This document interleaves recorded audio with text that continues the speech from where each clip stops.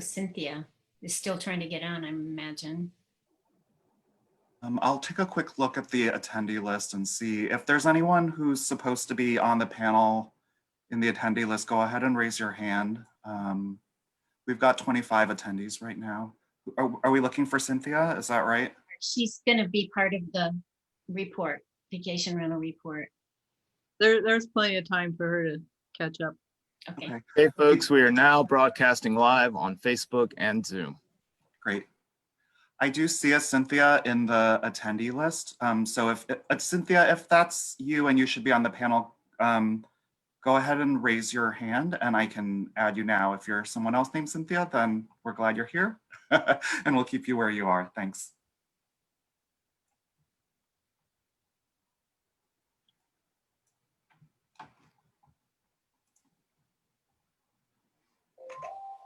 So we'll call the meeting to order. And we will have the Pledge of Allegiance. And Vesta, would you lead that? Okay, give me 1 second and I'll put the flag on. Okay.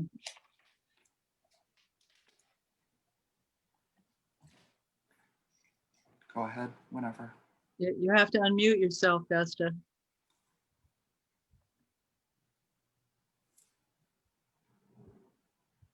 Vesta, we can't hear you. I know it's there we go. Okay. Okay, It go. was not unmuting. So I pledge allegiance to the flag of the United States of America and to the republic for which it stands, one nation, under God, indivisible, with liberty and justice for all. Okay. Roll call Nan. Whoops, she's having trouble too. Look at that. Terry. Nance, you're there, but you're muted. If you're able to take roll call now, that would be great. And okay, you got it. No, I am, and I got cut off and I just reconnected. It was very strange. Did Cynthia have a chance to get on with the group yet?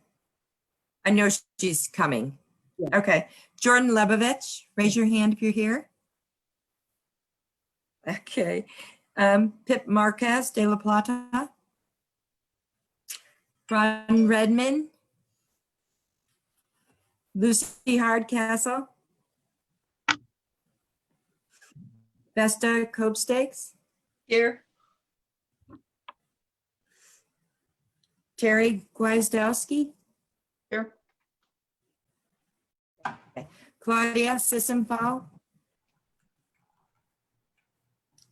Jeanette Dillman. And I see Cynthia Strecker right there. There you are. Roll call is completed. Thank you. Hold on. I didn't hear my name. Nick Pereira called. You are not a board member. You're And you are here because you're going to be a presenter. I thought it was an alternate. The roll call is for council members. We are designated council members. You are a designated alternate. Right. Okay. Because Ron isn't here, so I thought that since he's not here, then I would be his position. That's true. That is true. That's true. Yeah. Sorry, I was not aware that he would not attend. I'm sorry about that. Right. Okay. So Nick is here. So I'm here. Nick is here. Got it. Yep. Got it. Okay. Thank you. thanks. Okay, you ready now? I'm not seeing. We proceed with approval of the agenda. And I would ask for a motion to approve the agenda. I approve the agenda. Beth approves the agenda. Do we have a second? I second. Pip, second. Pip is a second. Any discussion? Okay, then the agenda is set as it is. We'll proceed to statement of conflict of interest. This is the time for the chair, vice chair, and council members to indicate any statements of conflict of interest for item listed on the agenda. Conflict of interest rules are based on the 1974 Political Reform Act, which gives the Fair Political Practices Commission the authority to carry out the purposes of the act. Under the act, I just feel like I want to read this because sometimes it gets confusing for people. That under the act, a public official has a disqualifying conflict of interest in a governmental decision if it is foreseeable that the decision will have a financial impact on his or her personal finances or other financial interests. In such cases, there is a risk of biased decision-making that could sacrifice the public's interest in favor of the official's private financial interests. To avoid actual bias or the appearance of a possible impropriety, the public official is prohibited from participating in the decision. So, is there anyone who has a conflict of interest with anything on the agenda?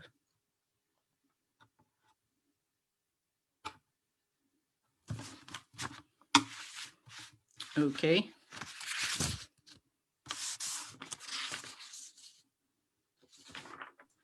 So we'll move on then to correspondence. There is a letter from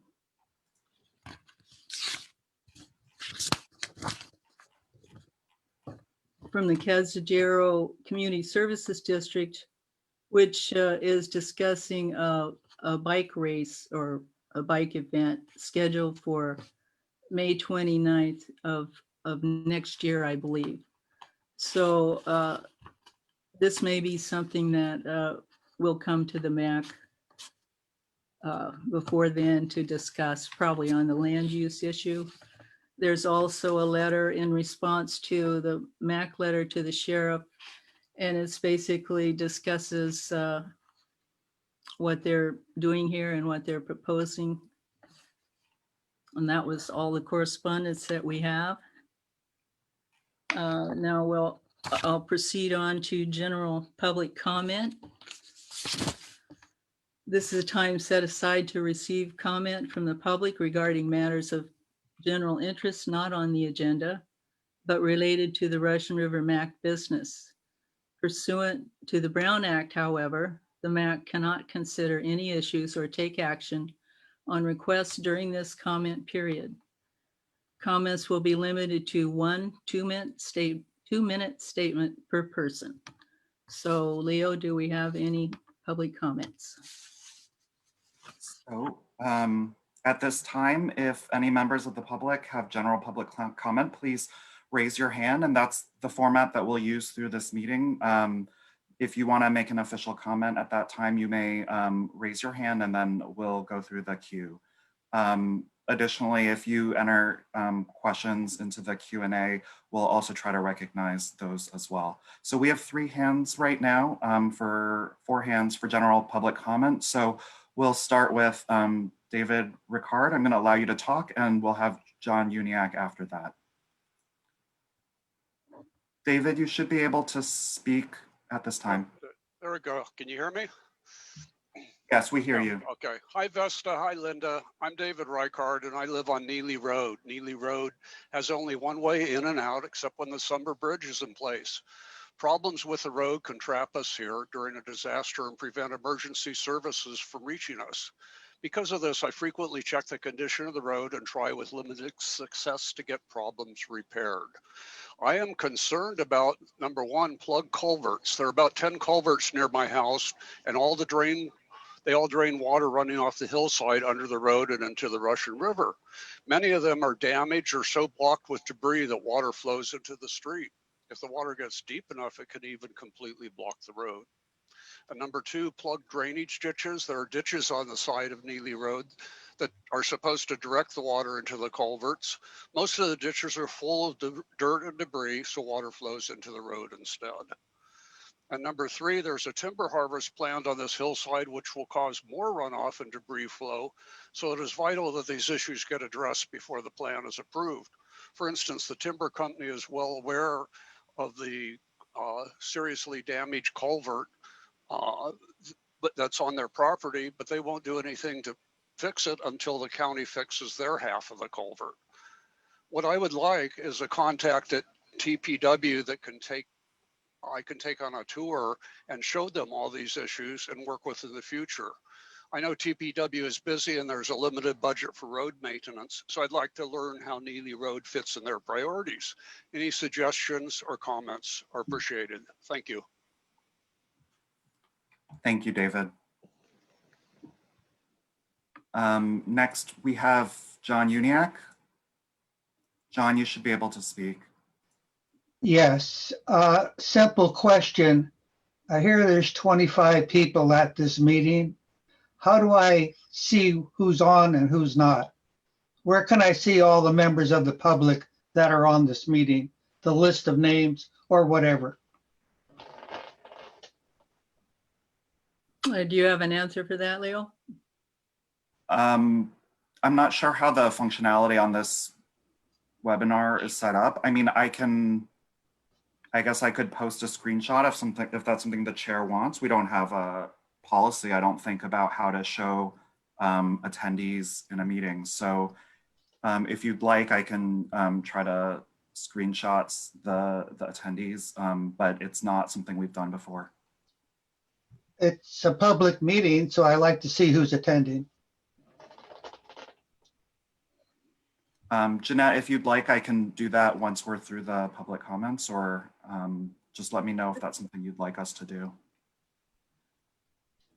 I think the problem, John, is that if you have everyone on here, then you're going to have a smaller than a postage stamp picture. So I think they're doing the best that we can with what we're working with, but we can, after we get done with the comment, we'll see what Leo can do. Okay, I'll try to post just screenshots of the list of attendees. Next, we have Susan Joyce, please.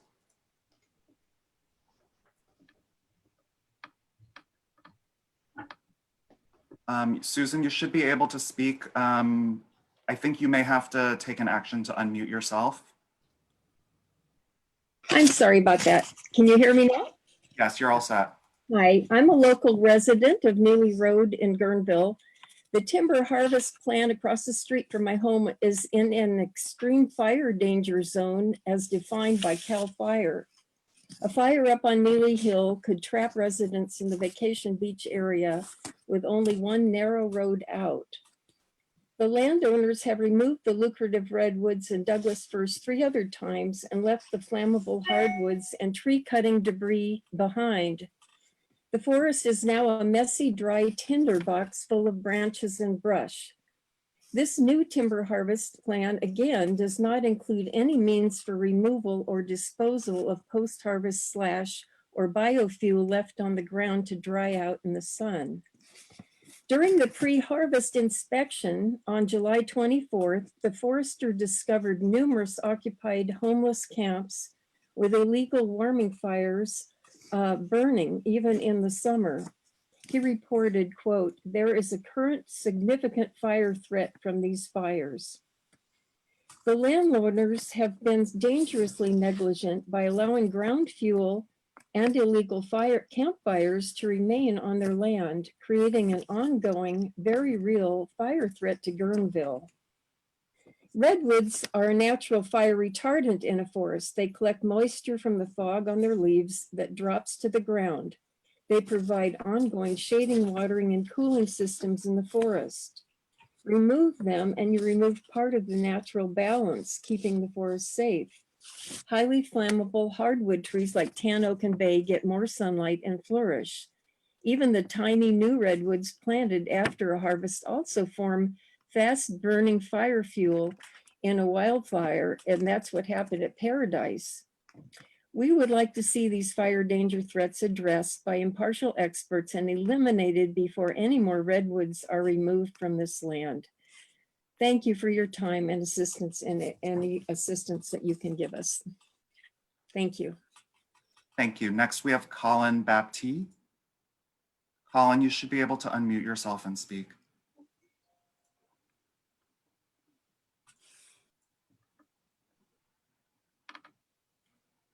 Hello. There you go, Colin. You should be all set. Great, thank you. Yeah, my comments also relate to the timber harvest plan up on Neely Hill.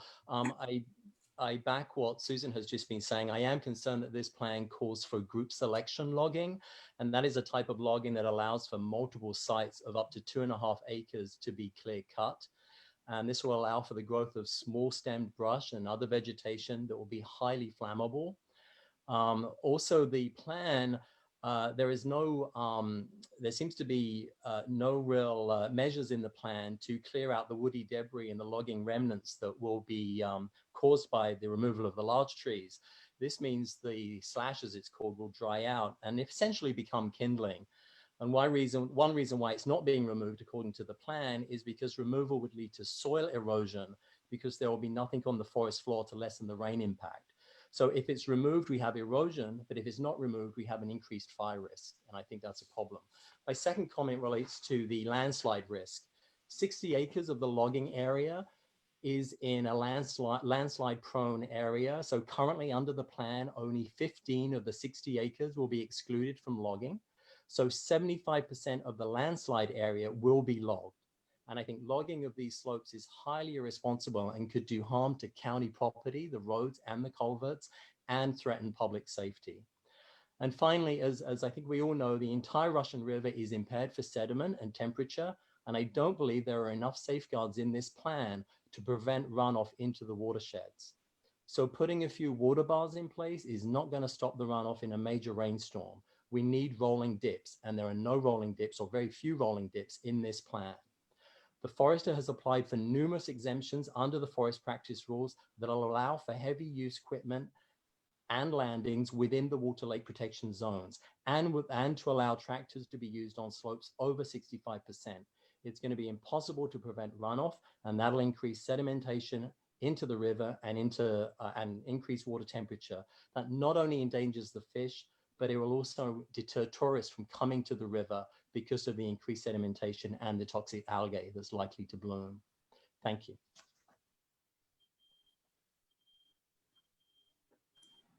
Thank you, Colin. We have one more currently, Jody Levin. Jody, you should be allowed to speak. You just need to unmute yourself. Hi, well, first, just a question. Is this the only opportunity for public comment, or will there be an opportunity later with the more specific agenda items? There will be an opportunity later with specific items. Okay, thanks. I'll wait until then. Excuse me. However, the timber harvest plan is not on the agenda. That's fine. I wasn't going to comment about that, although now that I've heard the other folks commenting, I wasn't going to comment on that, but it does sound like there's an issue there to be addressed. Sorry.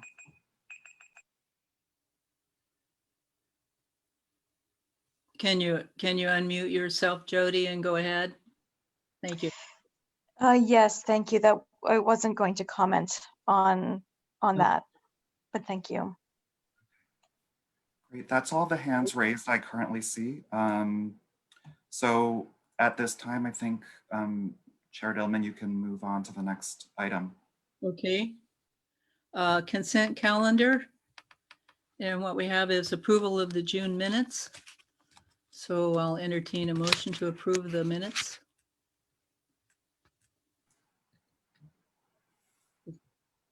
Cynthia moves to approve the minutes. You're muted. I so move. Okay, and a second? Lucy's our second. Okay, here you go, Lucy. Any discussion? No. Okay, all in favor, just if you could raise your hands if you approve. Any opposition? Okay, so moved. And we'll move forward to informational items. Get my comments. Goes with, I'm going to give a chair comment first. Jeanette, before you start, I see Nick has his hand up. Nick, did you have something procedural you need to address right now? I didn't see your hand. No. I raised my hand in Zoom as opposed to when Jeanette said raise Okay, hand. Thank you. That's fine. Thanks. Got it. Okay. Sorry for the interruption. There, it goes without saying how much our community appreciates the efforts of the firefighting crews, the support crews, and volunteers in controlling the Myers and Walbridge wildfires. Although we have not perfected disaster preparedness, the past 3 years have honed our skills enough that the go bags were ready. We worked as a team. We knew what to do and we did it. We still have work to do. This is a strong community, as divided as it is, that comes together for the good of the neighborhoods in times like these. As battered and tired as we feel, let's move forward and continue work on our everyday concerns. Today, we begin with welcoming recently appointed alternate representatives, Lisa Nomenson, Forestville, and Nick Pereira, Guerneville. Did I pronounce your name correctly? Okay, that was a tough one. Okay. We'll move on then to Linda. Supervisor Hopkins is here to provide an update on the activities in the Lower River area. There are no adequate words to describe the work that Linda has done for our community and the county. Her energy and enthusiasm seem endless in dealing with yet another simultaneous disaster. And her fortitude in pressing forward with innovative solutions to long-standing problems is exceptional. Among other items in her report, Supervisor Hopkins and the Sonoma County Fire District Chief, Mark Hine, will be discussing the wildfires. As you know, the Russian River Fire District and others recently merged with the Sonoma County Fire District in ongoing efforts to sustain financially viable and more efficient productive emergency services countywide. A major part of this transaction is our new chief, Mark Hine. Welcome to our community, and thank you, Chief Hine, and your crew for everything that you have done in protecting the community from the most recent wildfires. Thank you very much, Linda and Chief Hine, for getting most of us back home safely. Linda, it's all yours. Thank you very much, Chairwoman, for the kind words. And I will actually start out with a thank you to you and to all of our MAC members. It's hard to believe, I was just thinking about it. The MAC is less than 2 years old, and we have already been through 3 major disasters together. I recall our first meeting was literally as the very beginning of the front of the atmospheric river that caused the 2019 flooding. That was our very first meeting. And so we went very quickly into disaster mode. Then last year we faced down the Kincaid fire and the mass evacuations in West County, coupled with, of course, the power shutoffs, and then now the Walbridge fire. And I just want to thank every single one of you, because I know that every single one of you served as leaders in your community during the disaster, getting the word out, checking on neighbors, sending me a text message to find out what the deal was. If you suddenly heard about a flare up or there was some rumor in the community that you wanted to find out if it was true. And so I am just incredibly proud to represent you and to have the opportunity, quite frankly, to link arms with you and stand shoulder to shoulder with you and work together. I also want to send out a huge debt of gratitude for Sonoma County Fire Chief Mark Hine, because his leadership has been absolutely impeccable. And it's not, I think, normal course that you annex a new area, you're really sort of just getting to know the community, and then suddenly the community is literally threatened with burning down. And yet Chief Hine took it in stride. And what was really neat about that, and I've had conversations with Chief Hine about this, is that all of the firefighters, from all around the Sonoma County Fire District, all felt so strongly that Guerneville was theirs to protect, and they wanted to be there on the front line. They wanted to be defending their community. It was their town. And so that sense of pride and just seeing how committed all of our local fire agencies were to digging in and making sure our town stayed safe was really, really inspiring to witness. So I'm going to give a few brief updates on a couple of the comments that we've heard already, and then hand it over to Chief Hine for a more in-depth kind of overview of the Wallbridge fire, and then over to David Robinson to talk a little bit about regional parks and some of the challenges that we saw on Labor Day weekend and some of the mitigations going forward. But very quick updates. Number one, summer bridges. I know this is very important to everyone. We do have a request for an extension for the summer bridges in, and it is pending, with the state of California. And I want to be very honest with all of you. We are asking for permission. If we do not receive permission, I will ask for forgiveness, because I am not going to see those critical evacuation routes go down until fire season has drawn to a close. And I'm pretty sure I can get Johannes in my court with that one. We cannot let that happen. We need to make sure that those are there, safe evacuation routes until this critical fire weather is passed. Number two, I wanted everyone who was commenting on the timber harvest plan to know that it is under review by county agencies. And so, we have Transportation and Public Works, as well as our geologist from Permit Sonoma, just looking at the plan to assess it, assess any potential impacts to county property or any concerns regarding the slope instability. And we did also receive word from the Open Space District that if there's a willing seller, and the property owner would like to, sell it for whether it's a park or an easement, that there is interest from the district to put together a funding package. So those are some of the things that are just happening. And that was, at the request of something that's been done, quite frankly, in the past with other harvest plans as well. Number three, I want to talk to you a little bit about a meeting that I had with Chief Hine this morning. And I want you to know that we are moving forward with submitting an NOI, which is a notice of intent for BRIC funds. I don't even remember what BRIC stands for, but it's a FEMA program for pre-disaster mitigation. And as you all know, we really struggle on the lower Russian River with aging infrastructure, housing our critical services. So we have unreinforced masonry right now in Guerneville at our fire station, also actually in Monterrey, as well as Cazadero. And so that's a critical earthquake risk. So we're looking at how can we create a community resource center and hub that serves as a fire station, a sheriff's substation, a community resource center, so it would have its own microgrid, so that when PSPS happens and PG&E shuts off the power, we would have our own ability to generate power for that block. And then it could also provide meeting space for the community, including for your MAC meetings once the pandemic is over, as well as opportunities for mental health supportive services. Right now we're leasing the Bank of America building for our mobile support team, kind of home base, base camp. And this would also provide us a capacity of providing county level services in one place. So we are working on that. It's going to be a very expensive project. We are looking at applying for a grant just for the planning phase. Hopefully we'll be able to identify the site that's going to work and then get some design work done. And we will be applying in partnership with Sonoma County Fire District. So that's hopefully going to be an exciting project, and we'll be crossing our fingers that Cal OES and FEMA support that work and that project. And we'll definitely keep the MAC informed as we move forward. But with that, I will hand it over to Chief Hine to provide an update from the fire services side. Great. Thanks, Linda. Hi, everybody. Yeah, I don't know about everybody else, but I could do with a break from disasters for a while. That would be helpful for all of us.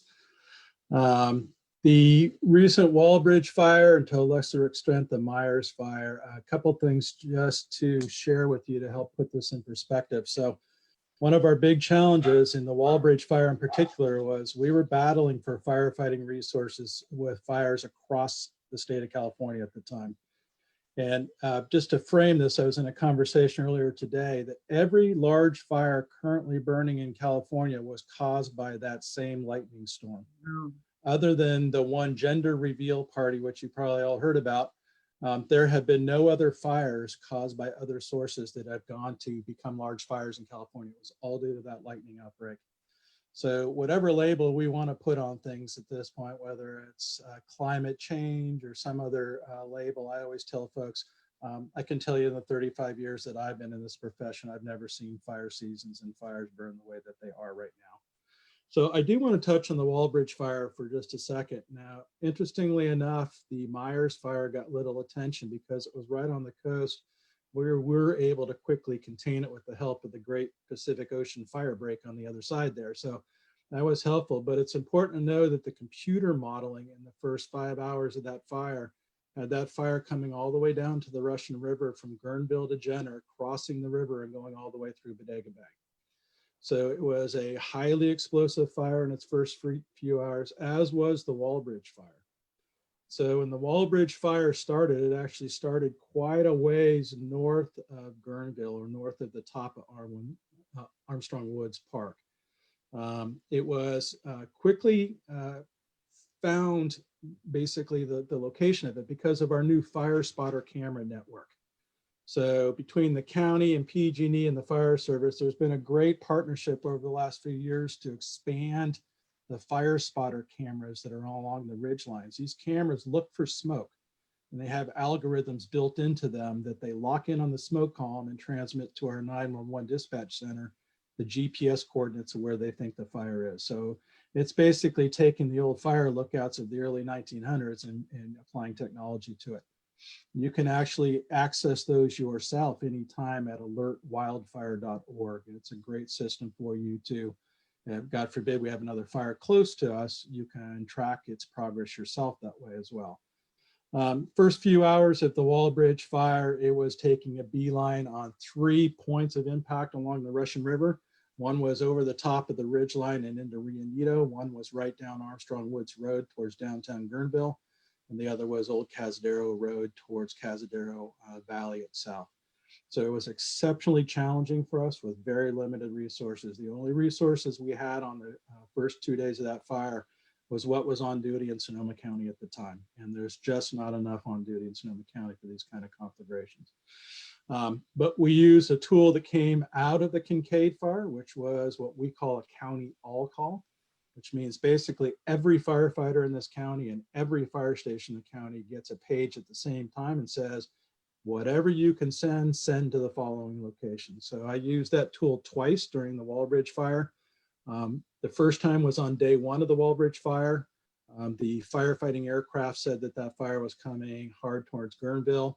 That's when the sheriff issued the mandatory evacuation. And I have to applaud the community and all of you for your leadership in this. I sat there and watched that evacuation from the time we issued that notice to the time that Guerneville was close to 100% evacuated was about 25 minutes. It was really remarkable. It was easy, it was smooth, there was no issues. And keeping in mind, this is on one road, right? River Road going out, that's where everybody was heading. So our law enforcement partners did an amazing job opening up all those routes for us. It was a very coordinated effort that worked very well. But we needed help and we needed it fast. And when we issued that first countywide all call page, we had 37 fire engines at the Guerneville fire station in about 40 minutes. And that was pretty remarkable. The initial firefight in Guerneville was all staged around the top of Armstrong Woods Park and along Sweetwater Springs Road. It came over the top of that ridgeline into Sweetwater Springs area and across some of the ridgeline roads up there pretty hard in the middle of the night. And several times I had to pull those fire crews out of there for their own safety. They got cut off and it was going to be very life-threatening for them. So unfortunately, on top of the ridge, there was some structured loss due to this fire. Certainly a lot of structure loss in other parts of the fire. But very dangerous fire, burned very fast. The fire is very well contained at this point, but as you will know, we had a little flare up of it across the line the other night. And we had a flare up of it up on the Lake Sonoma side earlier today, as a matter of fact. So we're 3 weeks into this, and we still continue to have some challenges with this fire. Many of the firefighting resources are now off this fire and put onto other major fires in California, particularly up in Butte County right now, and in the Mendocino National Forest. The fire in the Mendocino National Forest has gotten little attention, but as of noon today, its fire perimeter is 103 miles long. 103 miles of burning fire perimeter on that fire. At one point on the Walbridge fire, first 4 days, we were dealing with 57 miles of fire perimeter on that fire that we had to try to take care of. So very complex fire. It burned very aggressively and it caught our attention because it burned very aggressively even through the big stands of timber up on the ridge lines. Very hard to find good points to try to contain the fire and control it, keep it out of residential pockets. But my hat is off to all the firefighters on the fire lines. Many of them that are there right now have been there since the start of it. So they're on day 26, 27 right now. Crews in the stations covering behind them have been on duty for the same amount of time. So it's a very challenging fire season this year. I hate to say it's a new norm, but I will tell you it's a pattern, if nothing else. It's been this way for several years. It reminded me a lot of the Kincaid fire, because the Kincaid fire, well, what didn't really get across to the riverside, had the same threat posed on it in the town of Windsor and the same requirement for us to sort of take a stand. The system as a whole, and when I say the system, I mean from the fire suppression side to the law enforcement partners, to the EMS side, to our elected officials and our county supervisors, it all came together, and didn't matter what title we had or what patch we wore or whose agency we worked for. It was one team out there, and I was really most proud of that. It never came down to who is in charge of what and who's responsible for what. It was, what do we need to do right now, and how quickly can we get that done for the community? So it was a very coordinated community effort in the Walbridge fire in particular. And that's why the ultimate success was that fire did not come into the town of Guerneville, did not come into Cazadero, did not come into Rio Negro and Hacienda. But all those were very threatening in the early days. So I could probably talk about that forever, as Linda well knows, but I'll leave it at that, and happy to answer any questions, thoughts, concerns any of the members or the public have.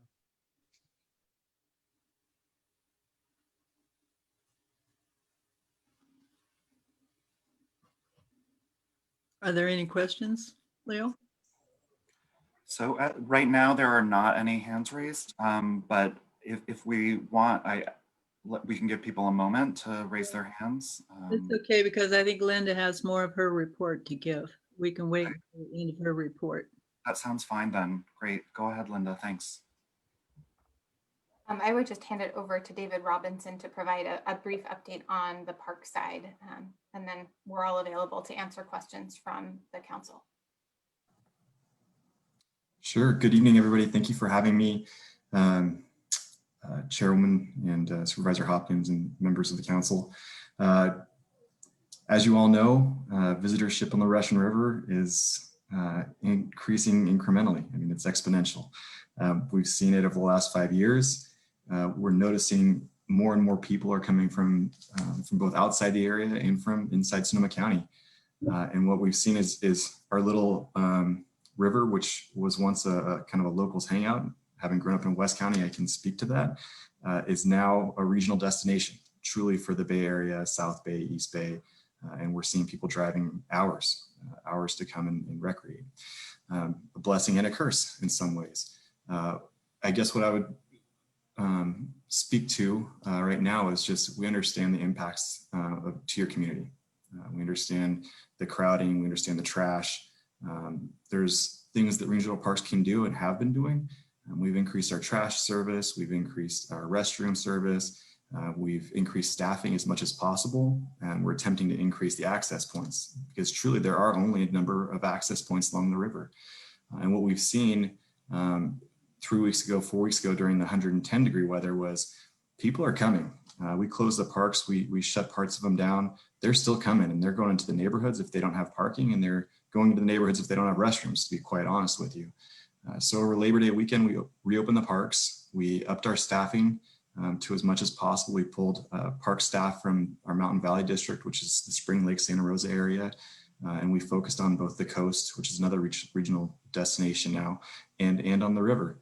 In the future, I think, to keep this brief, in the future, outside of a COVID-19 pandemic where people aren't supposed to be grouping together, and you know, we really do see probably even more impact to the river.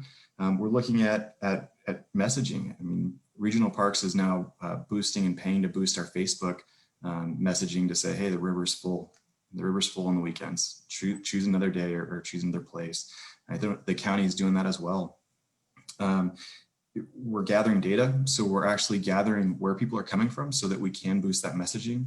So we have anecdotal data that says about 30% of the people are coming outside of Sonoma County right now to the river, which is fascinating to a data junkie like me, by looking at someplace like Dorn, where 30 to 40% are coming from Sacramento. So you've got folks that have access to the river in the South and East Bay, or sorry, to the ocean, but the folks from Sacramento don't have access to the ocean, and so they're doing a split.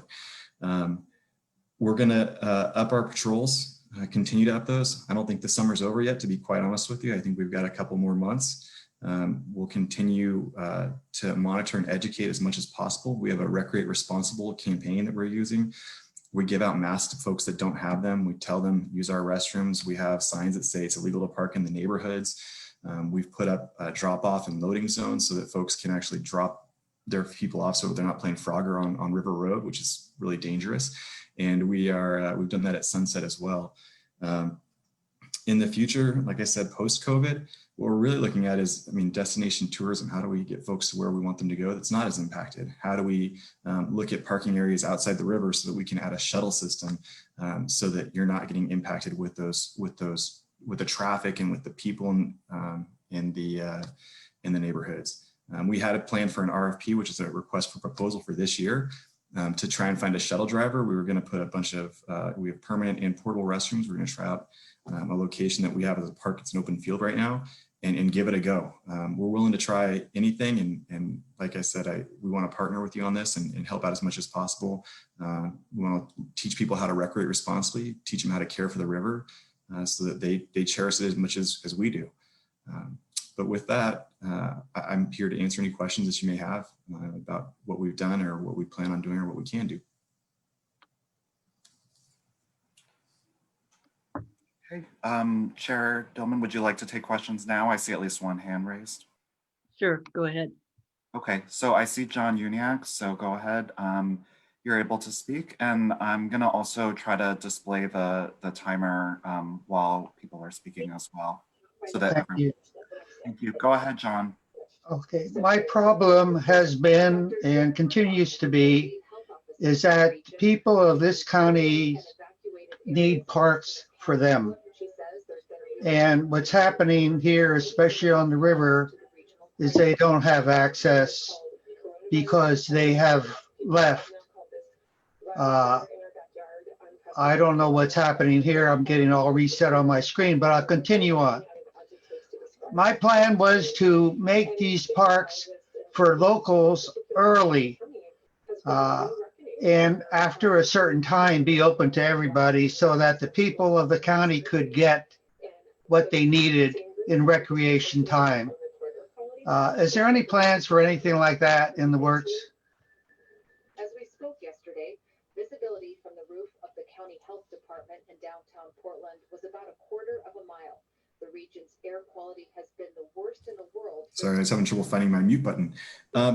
We've discussed this internally. I'll take this one. We're not sure of the legality of that, of being able to test that. We had talked about that during the COVID pandemic, about limiting access to parks since there was a shelter in place order. And we received conflicting, not so conflicting council perspective that's partially instituting martial law. And I'd need either the CHP or the sheriff to chime in on that. The feasibility, we've thought about it, and there's a legality aspect that we run against. Well, everybody pays for this. People buy passes for this, and they can't use them. They're not available to the people who live here. And yet all these other people from around the Bay Area come here, don't pay for the parks, but they use them drastically. They trash them. They do whatever they want. They don't give a damn about what's happening here with these people. They're here to party. And it just doesn't make sense for the local people to have to suffer like that for other people to be able to recreate. So maybe somebody can come up with some plan that is equitable to the people of Sonoma County. Thanks. They told us they expected it to be unscathed, but for so many other families, the uncertainty still looms. For the PBS News, We have a few other hands raised. I think Rick Coates, followed by Bruce McDonald. Hey. Rick. Well, someone needs to mute because they have their radio or TV on. Yeah. Yeah. Yes, I had a question for David. You mentioned shuttles, and I'm curious to know where those shuttles would go, where they would service, and where they would come from. For example, would they service the smart stations and the airport, or would they strictly be tied to the transit center? That's a great question. And so part of that request for proposal process is to see what a vendor is willing to do. We can put together what we would like, and that is mostly at this pilot phase right now that we're looking at is to get people, stop people from parking in the neighborhoods. So we would ideally stop all bus traffic to any of our river parks and require them to park at one site, which would then put them on a shuttle and keep all those folks from running across the street and from impacting the park the same way as well. So those are all great options and great suggestions. And I foresee something like that in the future where we are servicing the smart rail and we are servicing a distinct parking lot and we are servicing, as you said, the transportation centers. There's a very cool model in Bend, Oregon called the River Park. And they have, again, pre-COVID, post-COVID, a really robust shuttle system with, I mean, sorry, I could go on for days, but they rent out tubes as well, so you don't get all the plastic trash in the river. People trash, you know, just all the good things that could happen, you know, with a shuttle system without impacting the neighborhoods would be available. Great. Thanks. Next, we have Bruce McDonald. Bruce, you should be able to unmute yourself so you can speak.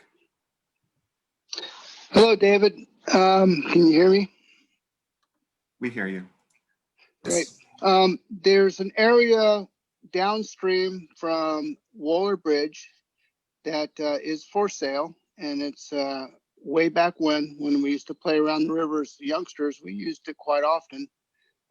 It became private land, and then it became unavailable. But it seems like it's a very good opportunity for the county to purchase that, or someone to purchase that, and make that another regional access to the river, because there's plenty of space for parking, plenty of opportunity during the summer for swimming, because there's the inflatable dam that goes up there.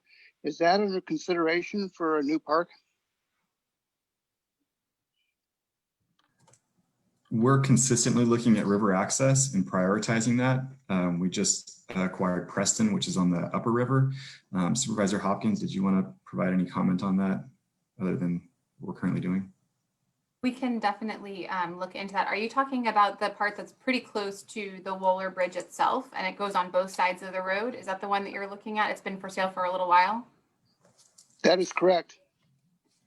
I can follow up. I have had some preliminary conversations with regional parks and there was some level of interest and it's challenging because we're also working on a longer planning process. So, you know, trying to figure out which are the top priorities with limited amounts of funds. But I think that's a great idea, especially given the insane levels of visitors that we've been seeing. I think it kind of puts pressure on if there are spots, other opportunities for access. And my understanding is that site could also potentially host some parking, just kind of based on the layout. So I will circle back with, you know, David and Bert and Steve Arrett over at Regional Parks, as well as our Open Space District folks, just to have that conversation. Thanks for raising that again, because it's something I hadn't thought about in a while. I appreciate that, Bruce. You betcha. Thank you. Thanks. Chair Dillman, that's all the hands raised at this time. Okay. Any council members have any questions? Terry? Yeah, thank you. I just wanted to also, vis-a-vis the fire presentation, to thank the Cazadero dozer crews who, you know, use their own equipment to help build fire breaks and also help save Cazadero, Guerneville, and Rio Neto. So I didn't want to forget them. And also there's some hats being sold at the Cazadero General Store if you want to try to support them. Thank you. Vesta? Sorry, Vesta? Okay, I got it. For the fires, there is apparently a free fire assessment property assessment coming up, a program for Sonoma County. So we're learning about it and trying to find out how we can let people know about it. The fire inspections, I don't know how far they've gone at this point, whether we can still call in a fire inspection for neighborhoods as we head into October. I know there's plenty of properties around that are not ready for a fire and they put all their neighbors at risk. If I'm correct, you can call in and complain about a neighbor if you can't get them to respond themselves. I'd like to know more information in terms of that, the fire assessments, the inspections, and how do you get to tell someone that someone is just not cleaning up their house and their yard and that's putting everyone else in the neighborhood at risk. Would you like me to speak to that real quick? Yes. Sure, be happy to, Vespa. So first of all, let me talk about the inspection piece of things. So I've always had a very strong philosophy of enforcement through education, not through just going out and throwing citations right and left. We've been very effective with that. So we've conducted several thousand property inspections since April 1st. In our property inspections, one of our fire inspectors will go out and meet with the residents, give you some ideas of how you can create defensible space in and around your property, prepare your property and yourself for a potential wildfire situation, and then provide you some links to resources that could be real helpful to you. If you have a neighbor that has a lot of overgrown vegetation on their property, then we do very much the same thing. We treat it as an anonymous complaint. We'll go to that residence and make contact with them. I do need you to know, though, that under the law, we have very limited enforcement capabilities on somebody's private property. But I will tell you that just ballparkish, we probably get 90% or higher compliance just by showing up in uniform and sort of putting a little formality to it. So a lot of times, many of those cases are folks that really do want to clear it, but don't have the physical means to do it themselves or don't have the financial means. So I can put them in touch with a lot of services that can help them with that. And something Linda and I talk about all the time is how do we point people to the right services when they don't have the means themselves. So we're happy to take those calls. You can call just our information number, or you can email me directly if you like, and I can provide Jeanette or somebody else my contact info at the end of this, and I'll have our fire prevention folks reach out to you. Can you give us that telephone number people can call? Sure, it's 707-838-1170. If it's not a property that's in our jurisdiction, we will put you in touch with the right folks so that you don't have to play the phone tree. Thank you. And do you know how soon the free fire assessments are going to be happening? So I'm not sure if we're using the same term. So you say pre-fire assessment, that's what I refer to as one of our fire inspectors coming out and working with you on how you can prepare your property. It's another program that Fire Safe Sonoma was telling me about. And so I have a reporter doing some research on it for the next issue of the Gazette. So I don't know enough about it. And I thought this was an opportunity to let people know about it now. I think we're talking the same thing. We're just using different terms on it, but that is exactly what it is. So we've been doing those for months and months now. Most of the fire agencies across Sonoma County have, and we will continue that year round. In fact, I just brought on 2 brand new fire inspectors that work full-time just on that program. And they've been out in the Guerneville, Rio Neto communities at people's request for several weeks now.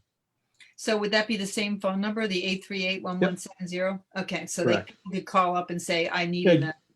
give us a call. If you're in our district, we'll send somebody out there quickly. And if you're not, I'll get you in touch with the right people. Thank you. You're welcome. So Jordan, you had your hand up for quite a while. Yeah, this is for David Robbins. You mentioned the shuttle service and limiting the buses so that people can still get to the river, but really controlling it. What kind of a fee structure is envisioned around that? At this point, that's up for whoever bids on that project. So it'd be, if it's a private project, I assume they'd want cost plus overhead and some kind of profit. And so really it would be, we'd pick from, multiple bids of what they can offer, what the costing is, that kind of situation. It'd be it's what we call just a contract service and the agreement. Okay. I was just kind of getting back to what John Uniac was saying, that, we have the park service and people pay for passes to get access to them. And I would hope that in that fee structure that there's some sort of some money would go to the parks as part of that plan. Absolutely. It would either be the $7 day use that they'd have to pay, or there'd be some other baked in fee that we do. And typically from a commercial use like that, where someone's making money, we do take a percentage for the administration of that program. Thank you. Thanks for the question. So Pip, I think you had your hand up. Yeah, this is for Chief Hine. What impact do the fires that we just have gone through, the Walbridge fire specifically, does it have any impact on what may happen in the future? Like, did enough fuel burn to mitigate the risk, or is there more, because there's still hotspots, is there increased risk? Is there a way to answer that question? Is it more likely, less likely, the same? Yeah, that's a great question, Pip. Nice to see you again, by the way. So the answer to that is maybe it's helpful and maybe it's not. And here's where what we have witnessed. I can tell you what our experiences has been after the 2017 Tubbs fire and the Kincaid fire and what we're seeing. So the Tubbs fire is a really interesting scenario. That came down the Mark West Springs Road drainage area there, right down those canyons. If you go up there today, you'll see species of brush on the hillsides that never existed there before. That's because the smoke columns carried the seeds from St. Helena, Napa, and other points into those areas. This particular fire in most of the locations on the Guerneville side was a healthy burn from the standpoint that it cleared out a lot of the understory brush. The real healthy burn piece of this probably is going to be in Armstrong Woods Park itself, because when the fire entered the top part of the park, we sort of maneuvered it very carefully all the way down to the valley floor to make sure it got rid of some of the debris on the floor of the forest without damaging the ancient redwoods. So the bad side of this is it depends on the type of winter we have, because if we got those rains like we got this year, where it came in late March, early February kind of things, we get that huge grass and brush growth that starts up right then. So a lot of it depends on the winter. It seems like I've been the bearer of bad news lately, but the weather forecast is for a very strong La Nina winter, which means we wouldn't get our major first storms until well into January or February. So if that's the case, next year we could see a large growth of grass and brush. What has changed? I'm always asked, what's the big change that I've witnessed? So here's what's changed. When fire used to get into the stands of timber in Sonoma County, or it got into the oak trees, you could always count on it dying out, because they were just very resistant to fire. The oak trees in particular are very much carrying fire right now because of the sudden oak death disease that's still been around for many years. And I was very surprised to stand literally in the middle of Armstrong Woods Road in front of the fire station the first night and watching it blow through the forest at the top of the ridgelines up there. That surprised me. So it's a long way of saying, I'm not sure, Pip. I think in many ways, the Walbridge fire is going to be helpful, because all that territory, the sort of no man's land that's north of the park all the way up to Lake Sonoma, that has been cleared out now, right? So a thinner crop of vegetation will come back. Right. What's really unique about this, right? This was not a fire that started next to a residence, a man-made fire, an accidental fire. This was lightning, and it just strikes where it strikes. So really odd. It just happened to strike in the middle of nowhere. So the fire had a chance to get very well established before we could get anybody anywhere close to it. So I think on our side of the fire, the Guerneville side, I think there's some real healthy effects of that fire. And I say that cautiously because I don't want to underscore the fact that many folks lost property, homes, and livelihood up there because of this devastating fire. On the north side of the fire, there was a lot of long-term damage done up there in some of those drainages off of Skag Springs Road. Burned very intently. You may never see vegetation come back in some of those spots. Oh. You can see that after the Tubbs fire, right? And the Kincaid fire. If you look around some of those hillsides and in Windsor and Larkfield area, you don't see any vegetation back there anymore. It just destroyed everything. This one did not burn that intensely. So I suspect it's probably going to be some healthy effect. Right. Thank you. That was very informative. So was Nick or Cynthia? Cynthia? I have two questions, and my first is for Chief Hine. And I'm wondering about around my neighborhood, there are a great many dead oaks. And most of them are on property that is owned by absentee landlords. It's undeveloped property, they're just vacant lots. And I'm wondering whether or not there's, I mean, if someone were to call your 838-1170 number, what would be the procedure after that for getting that cleared or whatever? Yeah, it's a great question, Cynthia. So what we do is we start by trying to make contact with the property owners. If we can do it by phone or in person, we do that. If we can't, we'll send them a letter asking them to take the following steps to clear some of the debris. We'll be real specific about what it is we're looking for. We continue to follow up on that front, but if it's on private property, we have very little enforcement action. That's just under the Constitution. Your private property is your domain. So often we get real good compliance. And again, it's often a matter of folks not desiring not to help out. They simply don't have the physical means to do the work themselves and they can't afford to hire somebody. So we can get pretty creative at that point with how we help them solve the problem. Okay, thank you. You're welcome. And my second question is for Linda, and it's with regard to the timber harvest plan that so many folks voiced concerns over earlier. And they seem to my mind to be well-founded concerns.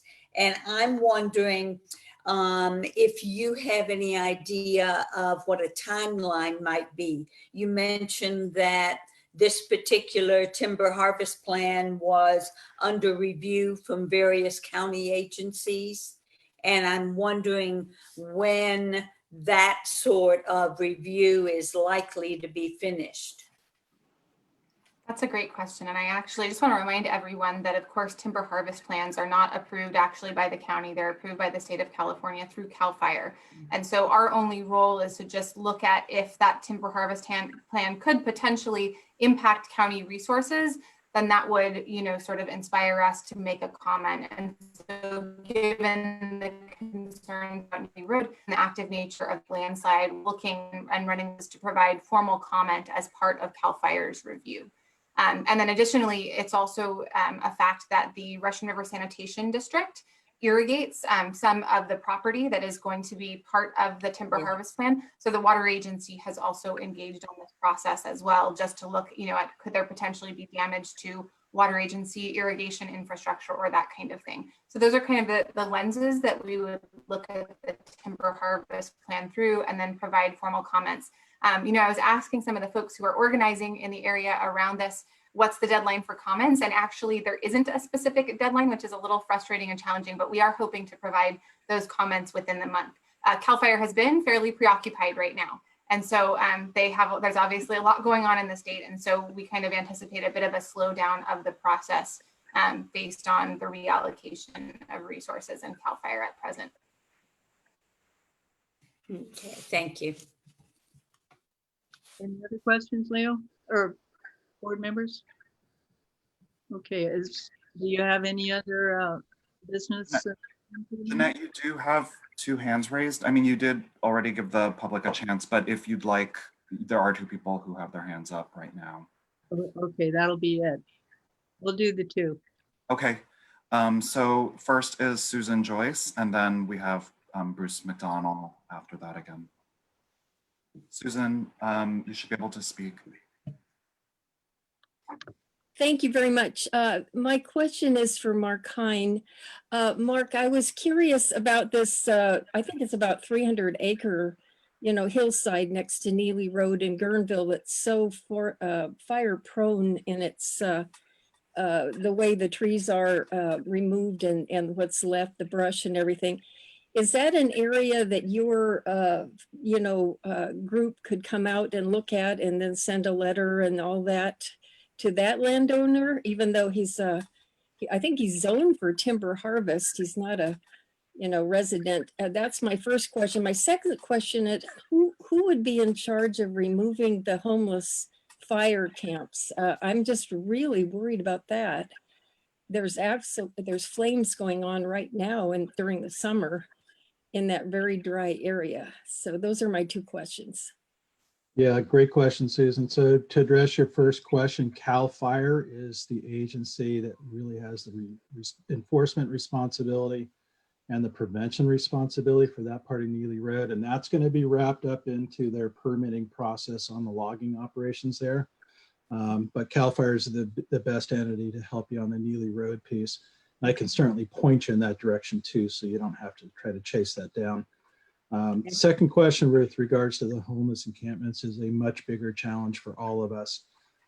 We could probably employ every deputy on duty doing nothing more than enforcing homeless encampment issues 24 hours a day. We still wouldn't even scratch the surface. Wow. So I don't mean to sound dismissive on it. Right. We chase down a lot of those ourselves and try to support the deputies out in that front, but it is very challenging. Very challenging. I can tell you on the good side of that, if there is such a thing, the number of wildfires that we respond to that are related to homeless cooking operations and warming fires is very low. Oh, good. Doesn't mean it's not a threat. Just means that the numbers right now statistically are very low for that. Okay. Well, that. And I have, many of my personal interactions with folks that are in that circumstance, they too are well aware of the threat. They're just out of options, and so we try to give them some options. Sure. Yeah. We don't want to bother them, but it's kind of scary knowing they're up there. Okay. Thank you so much. Okay. You're very welcome. Appreciate it. Okay. Thank you. So we're gonna go to Bruce. Bruce, you should be able to unmute yourself now.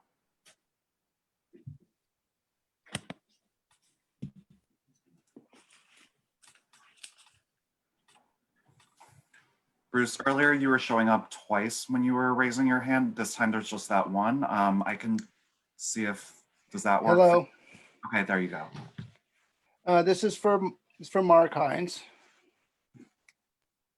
So I live on Neely Road, and I have friends on both sides of the timber harvest plans.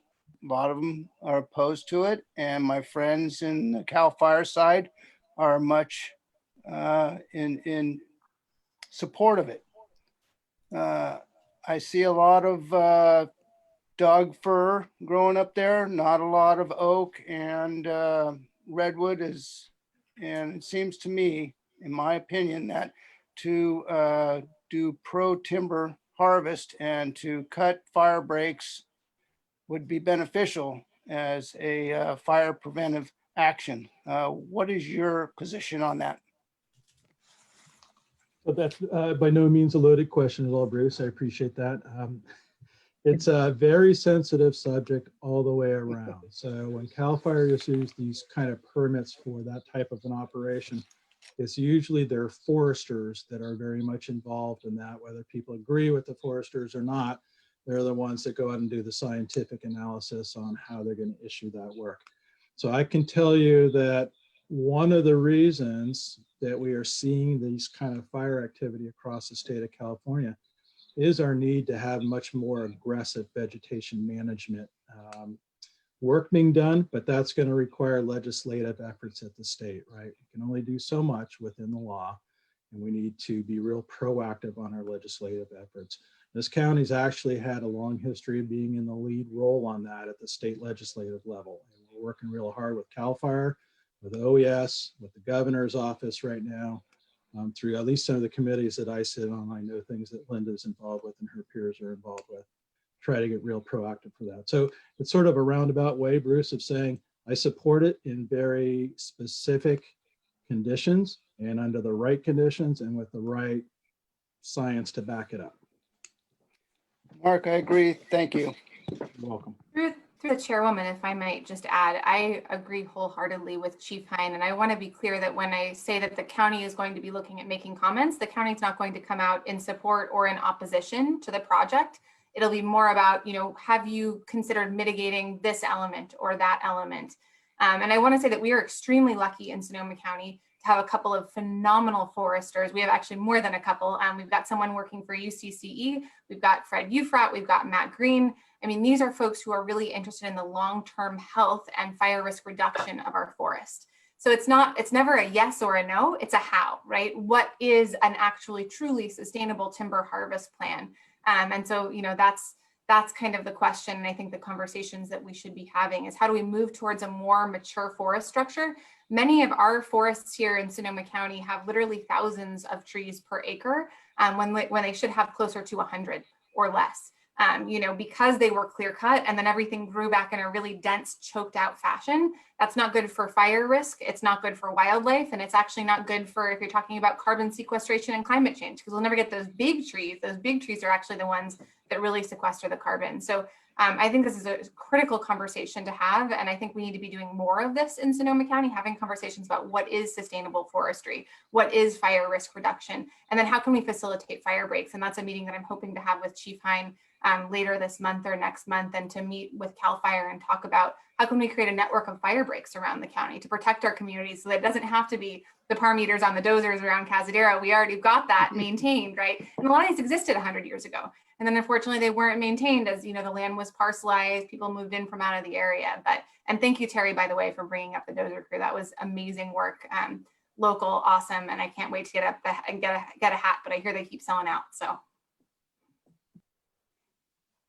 Okay. Thank you, Linda. Jeanette, I think at this time you can move to the next item. That's all the hands. Okay, thank you very much. The next item is a flood mitigation grants report. And I'm going to go directly to the chair, Claudia Sissamfo. Did I pronounce that correctly? Sissamfo, but very close. Okay, sorry. So it's all, the floor is yours. Thank you, David and Mark, Linda. Appreciate you all talking to us. So this next item we're very excited about. These are the flood mitigation grant recipients. If you all remember, this has been a long time in the works. These funds actually came from funds that were awarded to us after the 2019 floods back in February and March. So back in October of last year, sort of the first iteration of the flood ad hoc committee was formed to sort of help create the criteria for how these funds were going to be distributed. And let me see. And so we came up with 4 different priority areas. The county staff, as well as the flood ad hoc, together came up with sort of these 4 areas that we felt were important and relevant to use these flood mitigation funds for. So in the packet, it's page 26 and 27. Or perhaps 22, starting on page 22, if you all want to follow along in the report. But the sort of 4 priority areas were 1, emergency services. And within emergency services, it could be anything related to improved communications during disasters and emergencies, first responder needs, and neighborhood security. The second area was community resilience. So matching funds for FEMA projects, matching funds for EV, solar, and generator projects or grants, community revitalization projects in flood damaged areas. Number 3, roads and water runoff mitigation projects, which I know has come up in some of the public comments. So that was definitely an area we wanted to touch on if possible. And number 4, economic resiliency and small business support. So we had started off the process by sort of going out to the community and just getting a sense of what sort of projects and efforts that the community was interested in using these funds for. So some of you may remember, I think at the beginning of this year in February, we presented a list of sort of projects that to Linda that we felt that the community felt could be applicable for these funds. After that, we formed again to really drill down on how these were going to be distributed and what the process was going to be. And so we decided on a grant application process. And so nonprofits within the Lower Russian River area who were addressing any of these 4 priority areas were eligible to apply for these funds. So we actually ended up getting a total requested amount of $718,660. We were able to, or the amount allocated for this grant was $200,000. So we definitely got a lot of interest, a lot of applications, which is a good sign that we're going to be funding a lot of really important projects, but also shows the need for a lot of these things in our area. Without further ado, I will go through all of the different groups that received these funds by district. So in Guerneville, there were 3 projects. The first was a FEMA match for Guerneville School to help with some rebuilding and fixing of damage on the property that was as a result of the floods. I don't know if it's preferred to just go through the projects or do the amount received for each. There will definitely be a breakdown within the minutes from this meeting. So I don't know if anyone has a preference of if I go through dollar amount or just names of the projects. I would suggest that maybe Linda might want to jump in here. Do you have any? We're working out with the CAO's office on the timeline. So I don't really have too much to add right now. We're just kind of waiting for, what the next step is. We're thinking, I believe October is looking like when it would come before the board for approval. So would you like to discuss what we're submitting to the board? Is that what you're saying? Elise actually unfortunately couldn't be here today, and she was the one who had the list. So I can try to pull it up and see if we've got that. But yeah, I have the list. I just didn't know if for time wise, because I know we still have a lot. Like if I just start saying numbers, it might not be best. But I'll just keep going through the list. So next on the list was the next recipient was the Russian River Chamber of Commerce for a business revitalization project. So helping the businesses in Guerneville provide more outdoor seating, more opportunities for people to visit the restaurants and properly social distance. The third in Guerneville was a downtown Guerneville trash to support downtown Guerneville trash pickup and clearing by a group Everclean, as well as the Russian River Chamber. So as many of you know, when we have visitors and big weekends, there is a lot of trash that's left throughout the town. So the purpose behind this one is really to make sure that that trash is picked up before the flooding season, making sure that that doesn't go into our Russian River. The next district, Monterio and Villa Grande, we had a project for a drainage survey in Villa Grande, and we're providing a matching fund through these flood mitigation grants. A generator at the Monterio Community Center, Creekside Community Garden landscaping, some flood repair in that, and then a grant for the Monterio Chamber to support their small businesses out there. In Hacienda, there's going to be culvert repair on Skyline Road. That road is a tricky one. It's no longer owned by the county, but so there isn't really anyone to maintain that road, but it is a fire escape route or evacuation route, and emergency vehicles do use that road as a way to get to that community. And unfortunately, it has just been it needs a lot of work, and so we're excited to be able to help them in figuring out how to best repair that road. Next is a generator for the Holidale Community Clubhouse. In Forestville, we're going to be donating some amount, or sorry, we're going to be providing some funds to the Sonoma Family Meals Program, which helps provide good meals to those who need some help, with sort of a focus on assisting those who are going through evacuations or other sort of disaster related situations.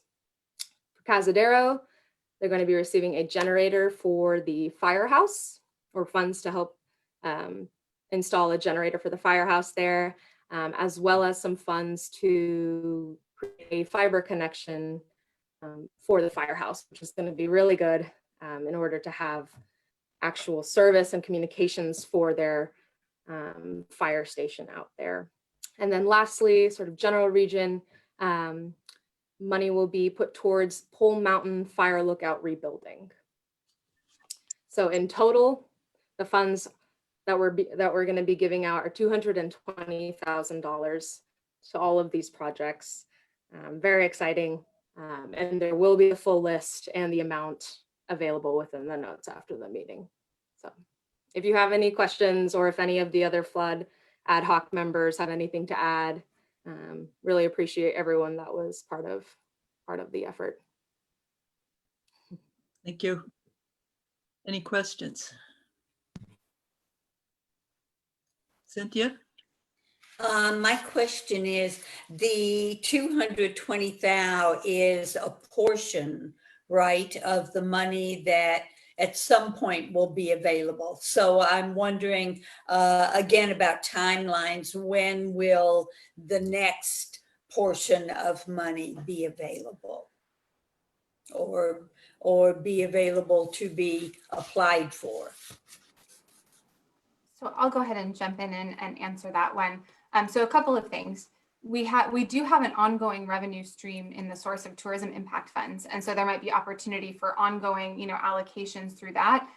We are trying to reserve a chunk of this flood mitigation fund in particular to consider investing in that. We're calling it the Western Emergency Response Center. And that's what I was discussing before, which would be the combination new fire station, sheriff substation. It would also have incident command capacity and sort of an emergency operations center light.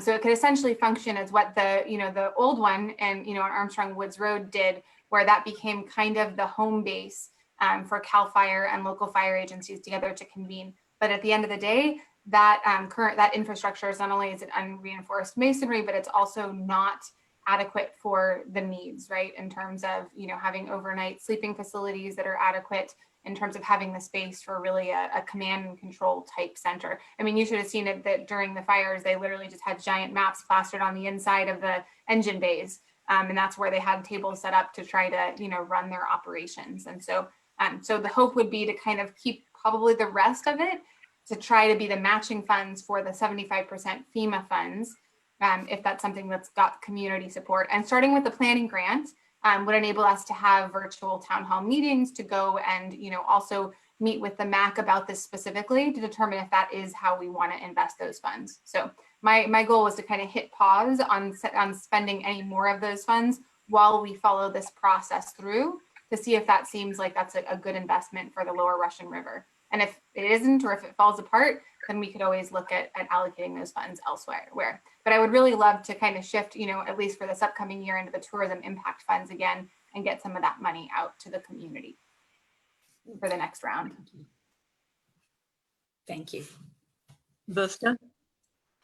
Do you have a list of everybody who did not get money? And is there any way to create a fundraising effort for those who did not get money, that we could find a way to give them money, even if it's a donation? That's a great question. And we can definitely have the request, and we'll definitely make public the requested amount and then the granted amount, because in many cases we did, give them a haircut so that we could try to fund more organizations. We didn't fund folks with the full amount. And Cazadero is actually a great example of that. And, with the amazing heroic work that was done by the Cazadero, volunteer firefighters, as well as the dozer crew, I know that they could really use some support in terms of fundraising. Because I think that they wanted maybe multiple generators, or the ask was definitely bigger than what we were able to fund. Terry? Want to unmute yourself? Yeah, thank you. A question for Linda. Is there a way to put this list that's been approved, and Claudia, maybe you can weigh in too, on your update newsletter, Linda? Because if we wait for this list to get out in the minutes, it's going to be December before anybody hears about it in the public, other than who might have been here. So I don't know, just an idea. I don't know what everybody else in the council has to think about that. Thank you. We will definitely put it out in the newsletter, but I will be honest, it hasn't been approved by the full board of supervisors yet. So I don't want to put anything out and act like it's done until my colleagues have the opportunity to vote on it, because ultimately it's a 4/5 vote because it's a budget allocation and investment. And I don't see any reason that they would disagree with it, but we just want to make sure that all of our I's are dotted and T's are crossed. That's why we're kind of sharing the information preliminarily with you. It's not yet finalized. This is just our office's recommendation, which was based on your recommendations. We had multiple meetings where we had, the ad hocs work and all of their priorities, and we're trying to match it up with, the amounts that were requested. And we really tried to do right by Claudia's team with the ad hoc. Thank you. Okay, any public comments on this? Yes, you have one hand raised. Phil Gross. Go ahead, you should be able to unmute yourself and speak. Hi, it's Phil Gross. I'm president of the Hacienda Improvement Association. And Linda, I just wanted to see if I heard you right. This is going to go to the board in October sometime, but date to be determined? Yeah, actually, I know I just saw some emails flying by about it today. And I think that between, having to make sure that it's part of agenda review, et cetera, I think they were looking at maybe October 20th, if that's a Tuesday. That date's what's sticking out in my mind. I'm sure I can find that email. Yeah, there is a board of supervisors meeting on October 20th, and I believe that was what they were targeting through the CAO's office. Okay, so I can put my shovel back in the garage until October. I just wanted to say thank you for the work that's been done so far. Elise, Johannes, Linda, you, and Claudia, thank you so much. And Claudia, congratulations. Thank you. Okay. I think we'll be moving on at this point. And next is council member selection fall 2020. We do have to, we're coming to the end of our 2 years, and we do have to have an election. Everyone is up for the election except for Pocket Canyon, myself, Pip, who represents Rio Nido, and Vesta. And otherwise, every council member and alternate position is open. So we are developing, the 3 people who are not up for election are working on a plan with the staff and Linda on how to proceed with this election. So I'm just basically going to read this over. Makes it a little more clear. Let me get my glasses on. So in the initial formative period of the MACs, there were a variety of options in how each member was selected. In some districts, there was simply one candidate who was chosen by acclamation. In others, a caucus was held. In others, a mail-in ballot or an in-person voting experience. The public health situation of COVID-19, as well as the lessons learned from the last selection process, causes us to adapt some of these procedures. So below is an outline of the timeline and projected process. We will review this process and the dates here today, and with the steps to roll it out as decided this month. And see, this has to do with the coast. We kind of talked together about this. The timeline. The selection process and documents are completed by September 30th. That includes an overview of the selection process, candidate application form, dates and information on the candidate forums and voting locations and processes. Call for candidates. The call for candidates will go out October 1st, 2020, and closes October 31st, 2020. The ballots will be made available by November 9th. The candidates forums will be held the week of November 10th. Voting to be held between November 17th and November 27th. And then there will be a get together that's not important today. The new members will be inducted into the council at the February meeting. I will also say at that point, you also need to select the chair and the vice chair. So as far as the process, this is not firm yet. We have a couple more weeks to shape it up. Candidate and voting information will be posted online during the week of November 1 through 9, the first week in November. We will work to get a search box that enables constituents to put their address in and be told which district they're in. The candidates forum will be held on Zoom during the week of November 10th to the 17th. Ballots and candidate information will be available in two ways.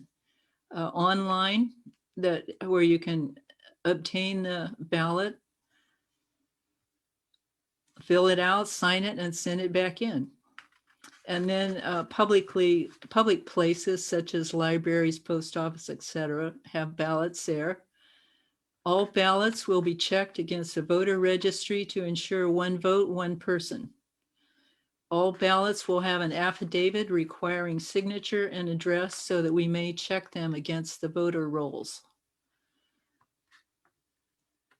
So voting process.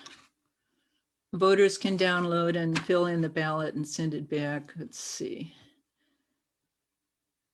That's kind of a repetition here. If there's just one candidate and one open seat, no voting is needed. If there are multiple candidates, the candidate getting the most vote will take the council seat if there is one open, and the one with the fewer second place votes will take the alternate spot. All others are encouraged to participate as community members. So this is what we have so far. Our committee is in agreement that we support this. We have worked with Elise on this and we'll firm it up. That's about it. I don't really know that there's any questions. Claudia. I did just have one quick one. Was online voting considered at all? I know that would be really difficult to check, but was it discussed? Did the county have any sort of comment either way on if that would be possible? I think it went by in passing, but there are so many issues on how do you identify them? How do you know who they are?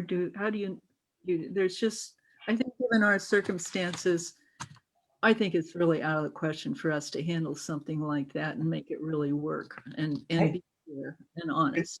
Hey, Jeanette, wasn't there also something in the original guidelines that prohibited online voting that was referred to when this was discussed? I honestly, I'm on so much overload, Pip, I don't remember. I believe there was. I think there was something in the original guidelines that prohibited that. Okay, do you have any other comments about our process, Pip? No. It's pretty straightforward. Looks like Vesta has something to say. Yeah, I remember we covered it and we knew that we cannot handle online voting. We're just limited in what we can do. So it's easier to keep it to what we know we can do and make sure it's valid. I don't remember the part where we get the people who are going to run. We definitely need new blood. We need people to run. I don't remember that part. How do people apply for this volunteer position to run for the election? It's a very good question. Did we cover that? Well, actually, what we're going to do is we're going to use the same application process that we used before. It was good. It was thorough. I didn't see any problem with it. Did you or Pip see any problem with that? it was a good process.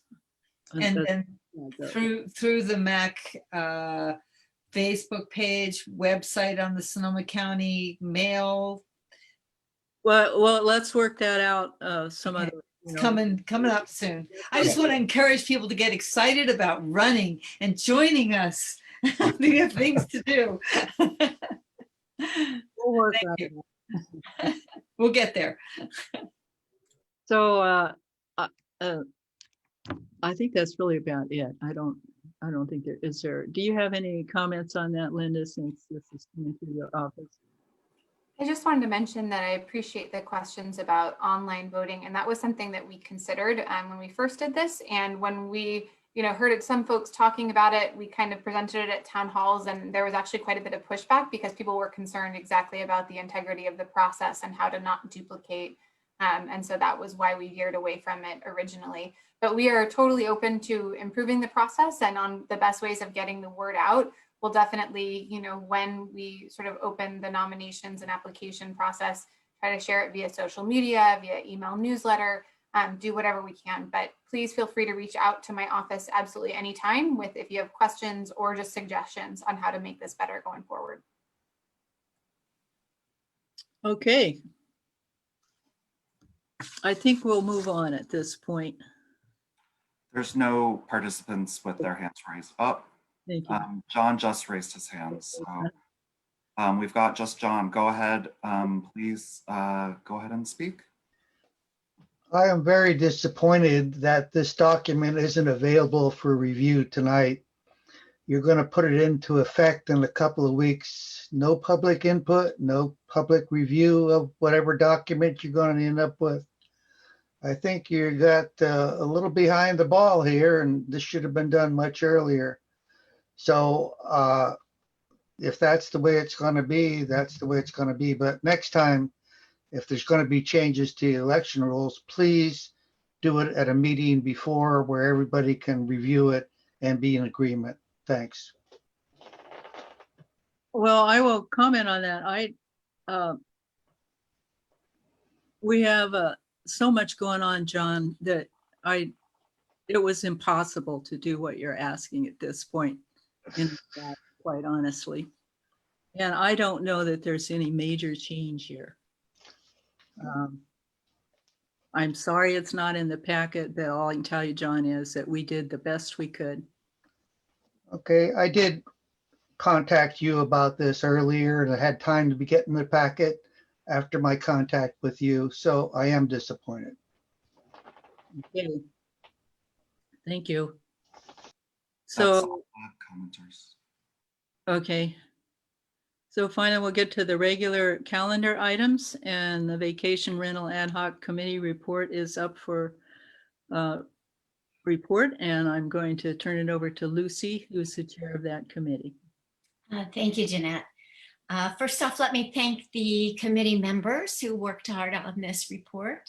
Vester Copestakes, Cynthia Stricker, Nick Pereira, and volunteer Neil Baker. So I think they did a good job in pulling together some of the information that we wanted to research for, so we could have some comments. And it really seems to boil down to two issues. First of all, housing stock is huge, not just for Sonoma County, but really it's been a huge issue for other communities as well. I've heard from a couple of realtors who assure me that there are absolutely no problem with housing stock whatsoever, and making any restrictions would sort of affect their marketing materials, because they market to San Francisco Bay Area folks to buy multiple houses to turn into vacation rentals as a way to make money. So there are going to be some pushback if we do come up with any recommendations for limitations. We know that. The other big issue was quality of life issues. And I'm really proud that the committee, Nick and Vesta in particular, took a snapshot of what is going on out in the communities. And I know there's a comment from MJ saying that, this was how do we know that people who were taking these little surveys were, the right people to take it, etc. So we recognize that it had its limitations, time limitations as well. But I think it's interesting what they found, and we're going to hear from them. The report, in case you're not going to read it, has a history of short-term rentals in this area, in the Lower Russian River area, and also where we are right now. And Cynthia Stryker did a good job of really sort of doing a little bit of a deeper dive into those regulations and how one reports any problems that they may have. Then we'll go on, then the report goes on, and it ends up, it's 10 pages. Maybe I'm prejudiced, but I think it's a fairly easy read. But it's just the beginning, because really this research brought up more questions than answers. So let's, I'd like to first hear from Cynthia, who has a couple of things to say about the regulatory component, which seems to be one of the bigger issues that folks are talking about. Cynthia. Okay, Lucy, thank you. First of all, I want to give a shout out to Andrew Smith, who is the code enforcement officer for the county. He was extremely generous with both his time and his expertise. And he stressed to me that there were a number of different perspectives on this issue, as we all know. So as I looked at it, the regulations around vacation rentals, essentially the issues there come in three parts. The first is unpermitted establishments. The second is violations of the permit. And the third is enforcement. Permitted establishments are required to display very prominently a copy of their permit, which includes a contact person that and a phone number for that contact person, so that anyone who has difficulties will know who to call. And that contact person has to be readily available, like within 30 minutes. So if something happens and there is no permit to be seen anywhere around, it may well be that that establishment is not permitted. And that is a significant issue, certainly for the county in terms of revenue. The county has recently purchased a web scrubbing, a data scrubbing program designed to capture the establishments that are operating without a permit, and there is a significant fine for that. Then the violations of permits. And as Lucy noted in her report, most of the vacation rental houses really are not constant problems or much of a problem at all. But some are, a significant number are, and the problems are indeed significant. Although most of the problems basically come around noise and trash and parking. Okay, so if you are near a vacation rental and you are finding yourself upset with what is happening, you'll have to go to the report for the complete list of things that are not permitted, but parties are definitely not, everything from that to barking dogs. What you can do is call the violations voicemail. Now that number is 707-565-1992. Now, when you do that, you must give your name and your phone number. So no anonymous complaints here. And you must give the address of the rental, then a brief description of the violation. At that point, a letter will be sent to the property owner Okay, and the enforcement officer will try to verify the complaint. Now that's kind of the difficult part. So anything you can do to help the enforcement officer with verification, and that means essentially corroborating evidence, whether that's a picture of the trash you're talking about, or if it is a noise complaint, perhaps you have several neighbors who were also bothered by that. If they also complain, then that lends weight, obviously, to the complaint. Otherwise, it's just a he say, she say kind of thing. So the the enforcement officer will make that decision then whether or not the complaint has been verified. If it has been verified, it will be listed online. And you can find that out for yourself. Go to Permit Sonoma and then to Permit History Lookup, and it'll be listed there. Okay, and all of this may result, a verified complaint may result in a strike against the property. Now that brings us to enforcement, and there are a lot of questions. We have a lot of questions around enforcement.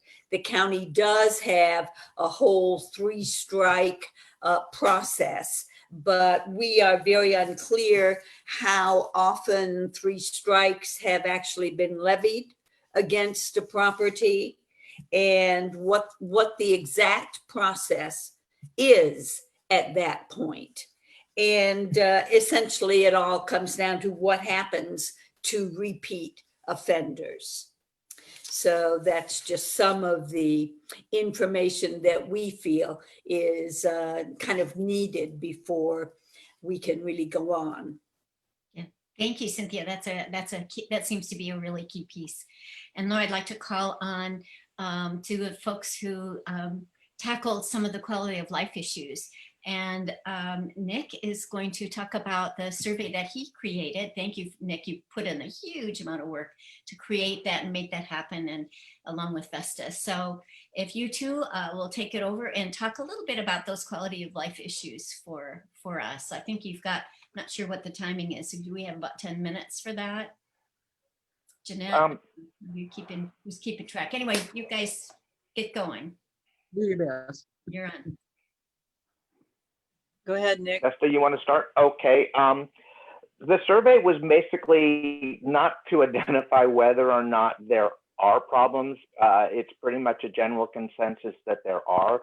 It was trying to get an idea of what they were and really what people felt most impacted their enjoying their living here. And this was primarily focused on residents. And then there was another one done for vacation rental owners. One of the things we did find is that it was rather difficult to reach out to the owners because there's no centralized list of these people. We don't have an email mailing list. There's no way to just en masse communicate with these people. Also was a problem we figured out with COVID. These owners weren't able to get information about the county's shelter-in-place orders and whatnot. And so it actually fell upon business owners here, like the rental agencies, the housekeepers, to inform these people of what was going on. And it created some issues, some people not conforming, some people not being told at all. So we tried our best to get in touch with the rental owners. I don't think we did as good a job as we could have had we had a way to reach them all, and we don't have that I could find. Let's see, Vesta, you kind of went to the resident questionnaire a little more.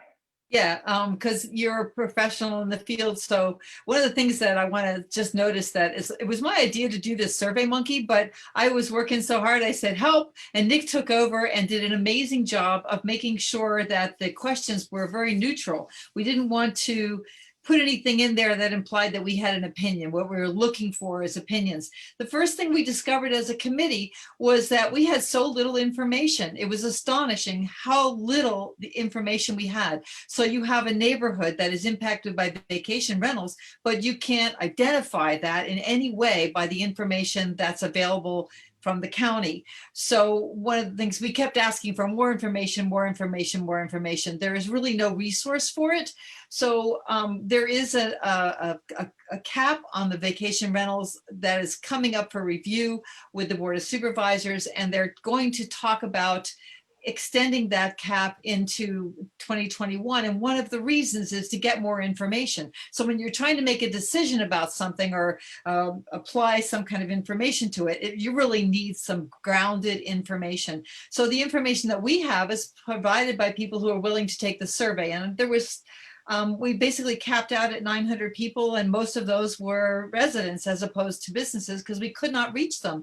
We tried to reach them through the Coalition of Hosts, those kind of organizations, unable to reach the businesses, but people are always willing to come up with their opinion, right? So one of the things that was interesting to us was that 43% of property owners are using their primary residence for vacation rentals, which that often means is someone's trying to pay the mortgage by renting out the downstairs, something like that. 43% is a lot of money, a lot of people and homes that are doing this. So it is an important way for people to make a living in our community, which was traditionally vacations.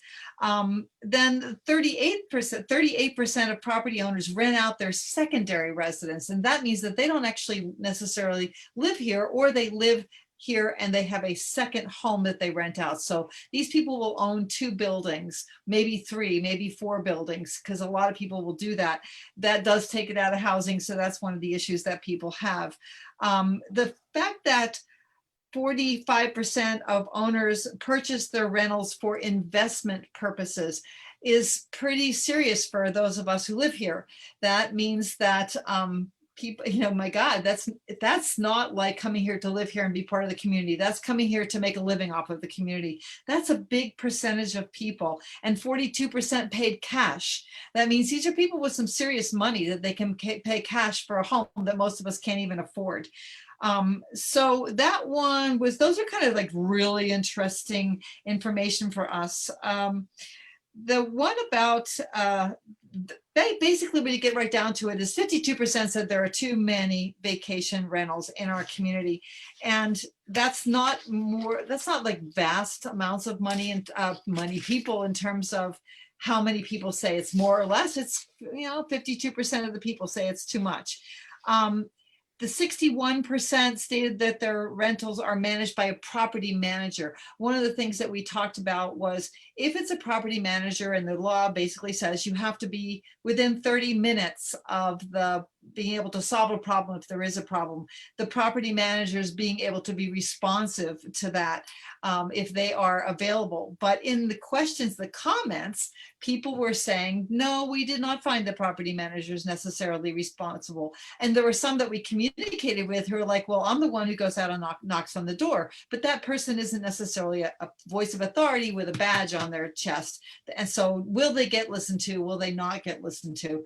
So what I saw in the comments section had a lot of comments, which of course people do complain more than they do congratulate, that people said it was very difficult if there was a problem, and it was 50% of the time there was a problem, 50% of the time there was not. But if there was a problem, a lot of people found it very difficult to get it resolved, either immediately or later. Even calling the police and the sheriff's department, we have very few sheriffs. If it's about a noise or a barking dog or something like that, the sheriff's going to say, try to take care of this yourself, or call the property manager. So that was one of the big challenges that people had.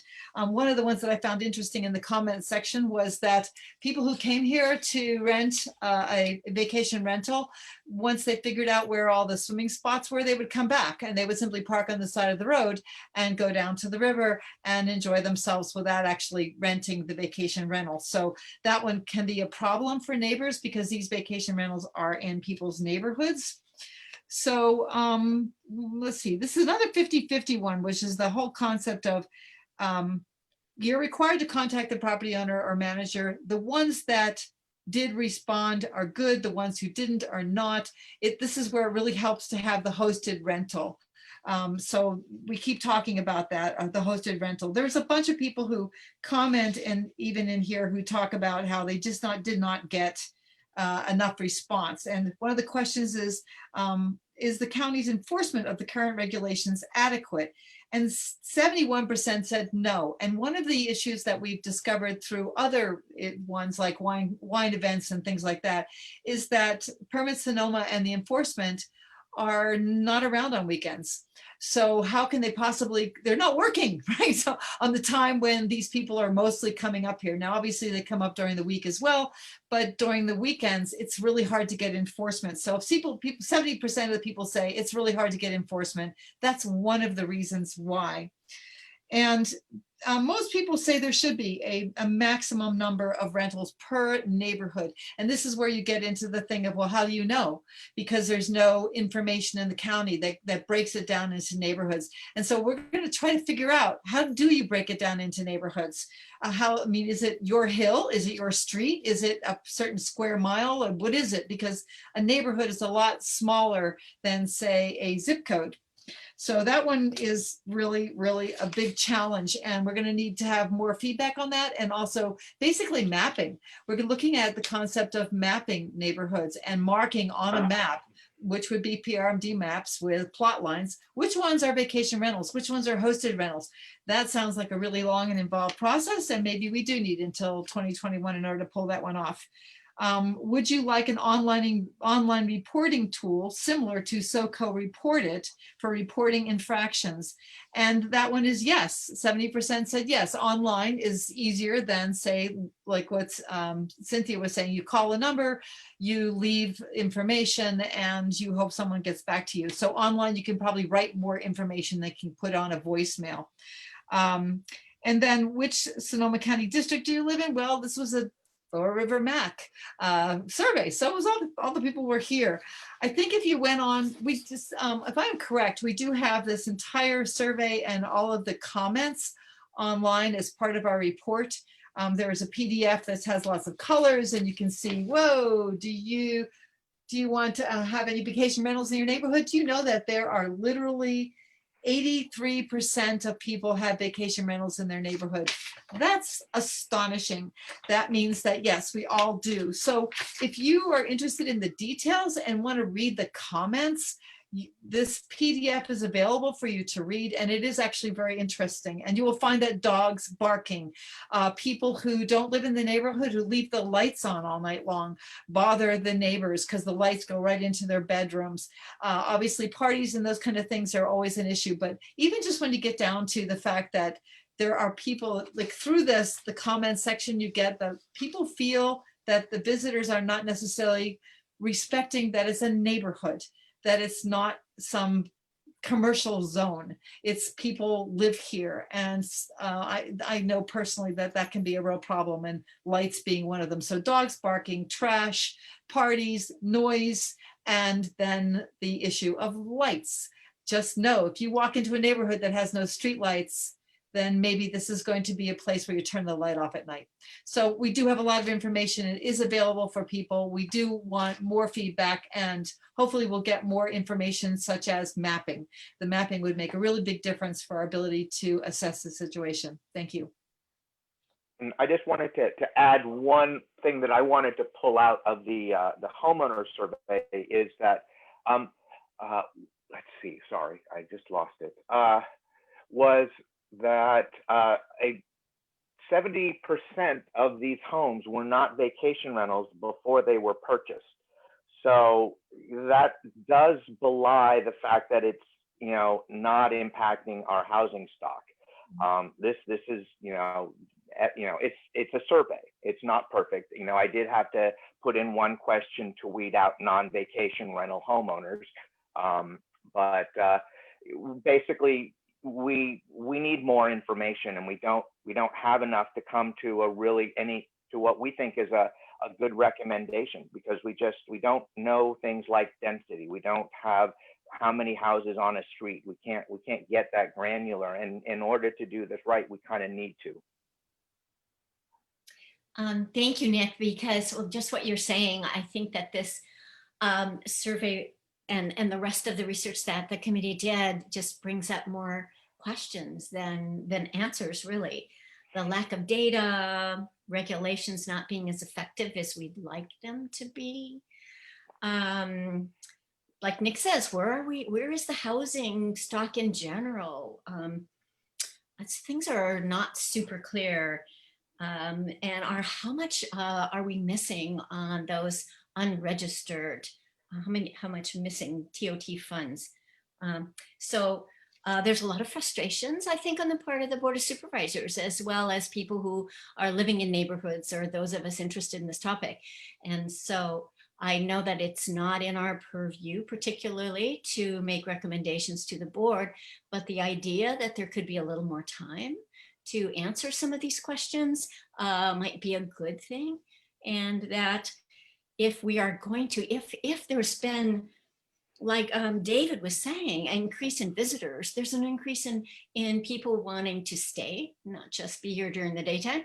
And there's, I think, I don't know if I mentioned it, a 43% increase in permit applications. So if we're going to come up, it isn't necessarily about more regulations. Maybe it could be different regulations, but it's more about seeing where we're at and getting a real genuine feel. Because if we're going to put into a place a system that's going to last for a couple of years, a few years anyway, let's get the data and let's do a really good job with it. So thank you, committee, and you can read the report, and we're always open, we're still open for your suggestions. And I do want to one more last thing add is that there are tons of vacation rentals, I'm sure, that cause no problems whatsoever. My family and I, when we go to Tahoe, we use short-term rental. I love the concept. I think it's a great idea, and obviously it serves a need. But if there's a way that we can do it that can respect our neighborhoods, let's try and find a way to do that moving forward. Thank you, Chairman. Okay, thank you very much. I would like to point out that there is a moratorium on vacation rentals for 45 days that was approved by the supervisors in mid-August. And on September 22nd, there is noticed that they will bring it back to the Board of Supervisors, and they're asking for an extension. I believe it's an extension of that moratorium until August of 2022. So I think there's plenty of time to gather information. So I'll stop there, and we'll have questions from or comments from the council first, and then we'll go to the public. Yep. You guys, thank you so much for this. This is awesome. I'm a data geek. I used to be in marketing, so like looking at numbers like this is like kind of exciting. It seems to me from the questions that were asked that about 50% of the public said there was enough or could be more rentals, and half of them said there's enough here already.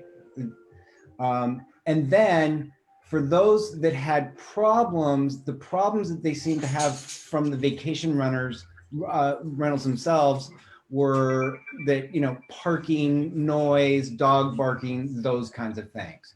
So I'm just wondering, and I think one of you brought it up before, that if the way that the questionnaire is like structured, it leads you down to these small, I don't want to like make them seem small, but noise and stuff are the real issues. I'm wondering if that is really the issue that is bothering a lot of people out here about vacation rentals, whether it is the housing costs or it's pushing out people. So those kind of like maybe larger issues might be interesting to look at as well. Because if I was just going to look at the survey, I'd go, half of the people are okay, half of the people don't want any more. And for those that don't want any more, these are the problems that we need to figure out. So I'd like to see it kind of get a little bit bigger and look at what the real issues that are driving people to either like or not like or what the real impact on what people's lives are besides noise? I can answer that because I made those decisions. Some of these things, like impact on housing, are things that, you know, this survey by very nature is anecdotal. Right. So I couldn't capture some of the data that you're asking because this just wasn't the format for it. And so that kind of stuff, I'd need to go, you know, to you know, like the information that we can't find, you know, an actual list of which properties are and aren't in some sort of a database that's mappable or searchable. So this was sort of like mainly to get, this was an impression, you know, quality of life issues, of which, you know, these things do, the larger issue of neighborhood, you know, those are softer, fuzzier issues that are harder to get in a survey, you know. So you acknowledge that, yes, some of the questions that you're asking, I just couldn't figure out a way to answer or you know, ask. Or to structure the question within the context of the questionnaire. We tried to keep it limited. I mean, I started out with 40, and and Elise did a great job helping us edit, because people aren't going to go through, you know, we got about an 80% completion rate as it was. So, you know, it was limited. We could do more, but we were limited. Okay. Can I speak, Jeanette? Yeah. Okay. Question number 12 in the resident survey covers a lot of things, such as exclusion zones. There are a few neighborhoods who are trying to establish exclusion zones, which means you cannot have a vacation rental in that neighborhood. It's extremely difficult to do that, and it's also extremely expensive. And then once it's done, it's done. So that impacts whether someone's going to buy that property in that neighborhood or not into the future. So that's one of the issues. We asked about parking permit programs. So, well, that cuts down to, well, okay, so you live there. Are you going to get a permit? And then is the vacation rental going to get a permit? And some of that, again, is a neighborhood by neighborhood issue, because there are neighborhoods that have virtually no parking available other than the one slot that goes like on a ramp or a kind of platform to a house that's on a hill. There's so many different issues that are neighborhood by neighborhood dependent. A limit on new vacation rental licenses, 61% said yes, they wanted a limit on new licenses. A maximum of vacation rentals per neighborhoods, that's like almost 70%. So if you have 100 houses in your neighborhood, how many houses would you be willing to have be vacation rentals before it's no longer a neighborhood and it becomes a commercial zone in essence? And so that's one of the things that the county and we are looking at is, well, what changes over? When does it cross over from being a neighborhood to being a commercial zone? Why requiring local management? Because there are some areas that don't require local management. But if we said this is a regulation we'd like to establish, then would that be a good thing? And basically 51% of the people said yes, they would rather require local management. And then limiting vacation rental ownership to one. If you said you can't have more than one, and then of course you'd probably get into, is that the one you live in and you're doing the downstairs, or is it your home plus a vacation rental that you own? Would that help preserve neighborhoods and housing? And basically people said 45% said they thought that was a good idea. So that's where this one, question number 12 does delve into some of those areas. But again, we really get into this concept of we need more information. It just keeps coming down to we need more information, we need more information. And that'll come back over and over again. So we're hoping that the county can come through for us with more information that we can all use to judge where we're going from here. Okay. Guess we'll move on. Okay, Terry. Yeah, what did you on the committee think about this host, what was the name of it? Host compliance? Would that be something, I mean, it says consider for the county, but would that be something that you think it would be a good thing for the county to have? So maybe you could talk about that one. And then host compliance said there were 2,859 and we're registering 1,943. How can we bring all of those folks into the fold so that they're all in compliance? Thank you. Right. Thank you. Yeah, I'd like to answer that because I spoke with the folks from host compliance. Yeah, it's 945 difference between what they came up with by scrubbing the 54 of the 125 sites that are available for short-term rental, the online sites, I should say. So that was really interesting. And again, more research is needed.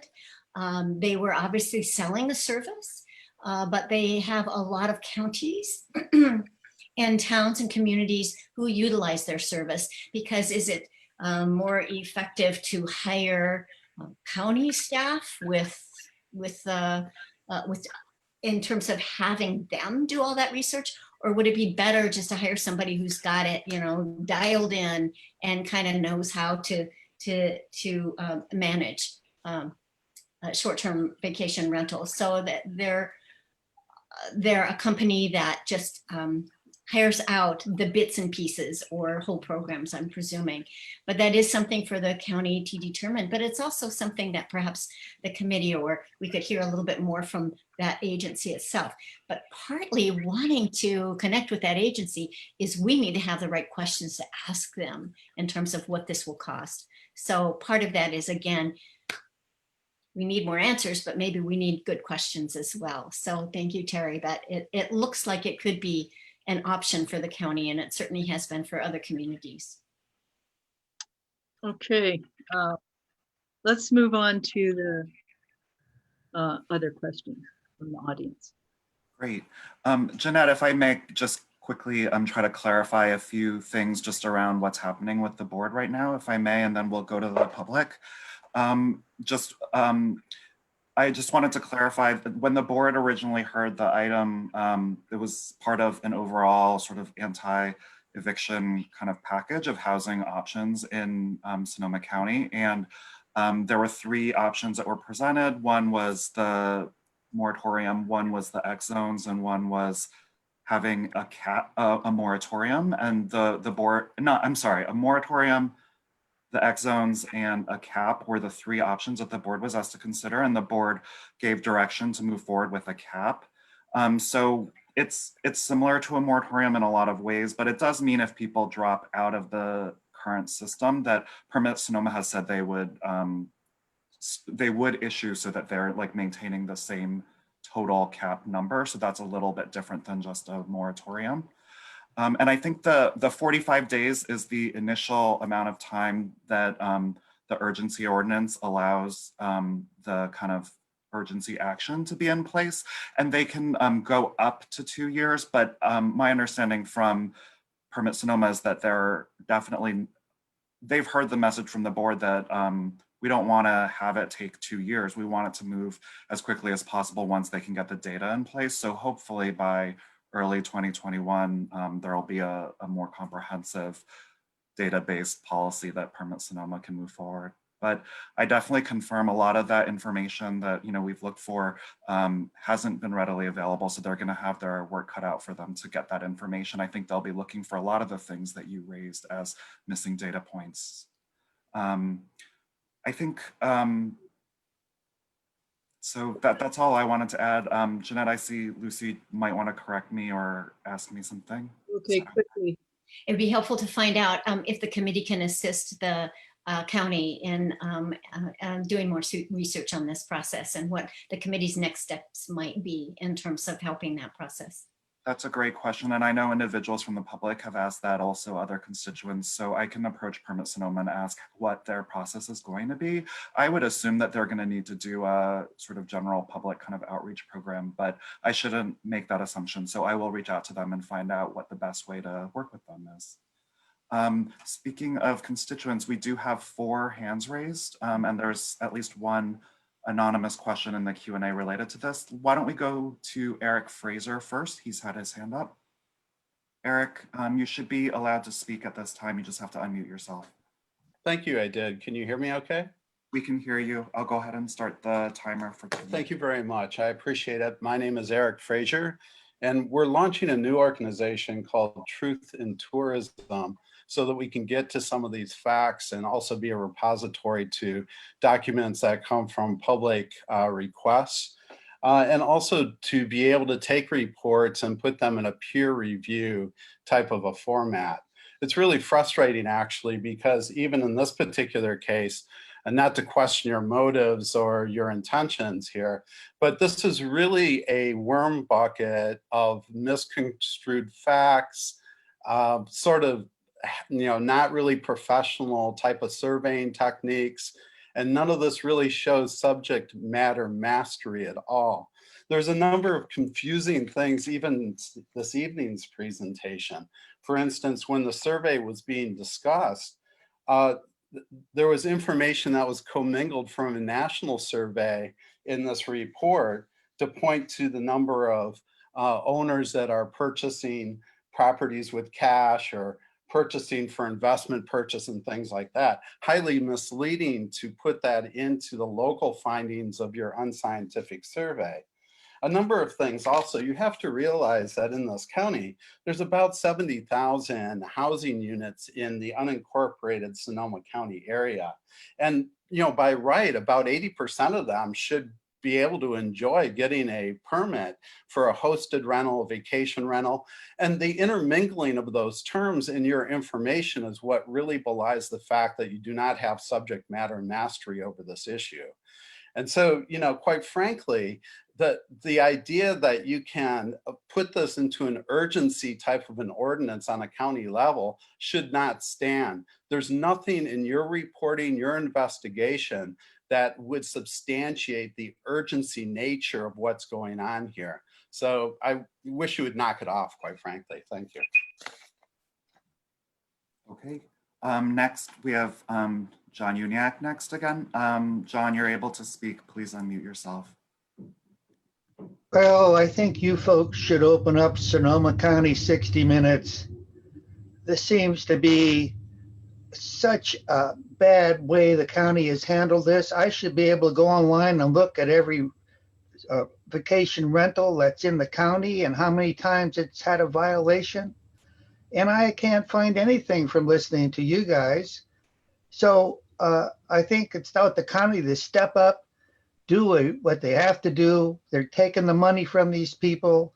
It behooves the members of this county to know where the vacation rentals are and whatever problems there might have been or are going on with these rentals. And thanks a lot, guys. One of the best reports I've seen. Thanks, John. Next, we have Carlos Cabarcos. Carlos, you can unmute yourself and you should be able to speak. Thank you. I just wanted to thank everyone for their time and the work that you've put towards this. I do have a few questions in regards to this and maybe some information for you. I am a property owner and do have a vacation rental myself, but we engage all our neighbors actively and haven't had any issues. But I have to wonder, the survey was a little misleading, to be honest. I did take it and a little confusing. So I wonder how many, or if there's anybody in the committee that was actually a property owner that could help maybe come up with the questions. Also, it was noted that you weren't able to locate or access the majority of the property owners. I know that the county does have a list of property owners that are have vacation rentals, because every so often they'll send out mailers, in particular to COVID. So you should be able to access that and maybe not do an online survey, but send out a mailer with the survey questions. Also, in regards to the percentages that you were talking about, the number of homes that people purchased exclusively for vacation rental or as an investment.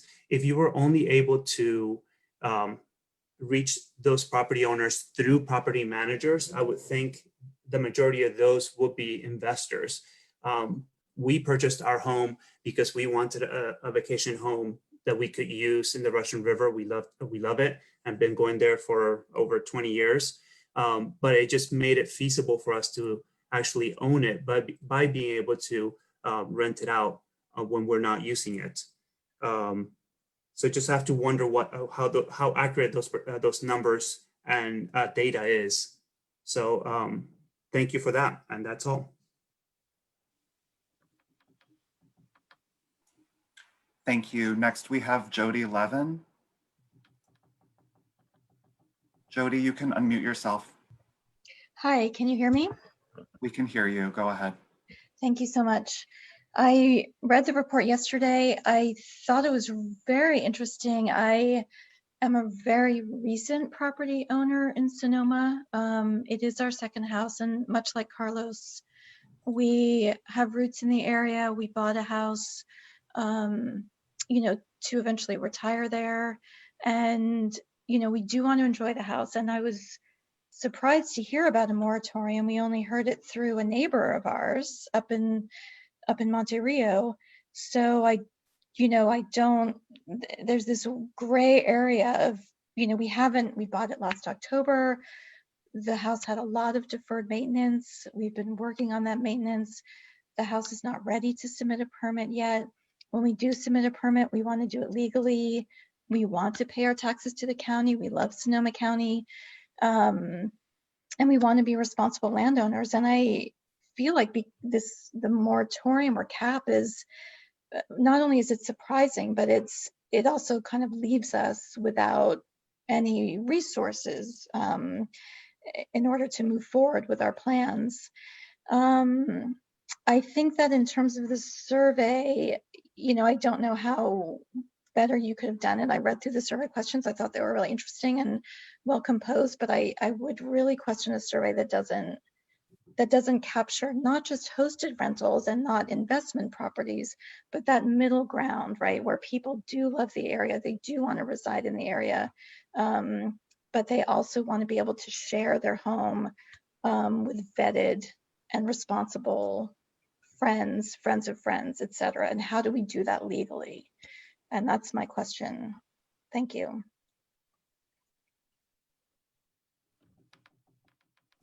Great, thank you. And one thing, the last piece that I forgot to clarify was that when Permit Sonoma comes back, it is so that the board can make a policy related to caps that'll be at a more micro level. So some of those questions that you've all raised about the size of a neighborhood or how to group those areas, those are issues that Permit Sonoma will need to come back with and have a discussion about what saturation and a suitable cap by area would mean. So there's going to be a lot of conversation about that going forward. And the goal is to move that conversation forward soon based on that data.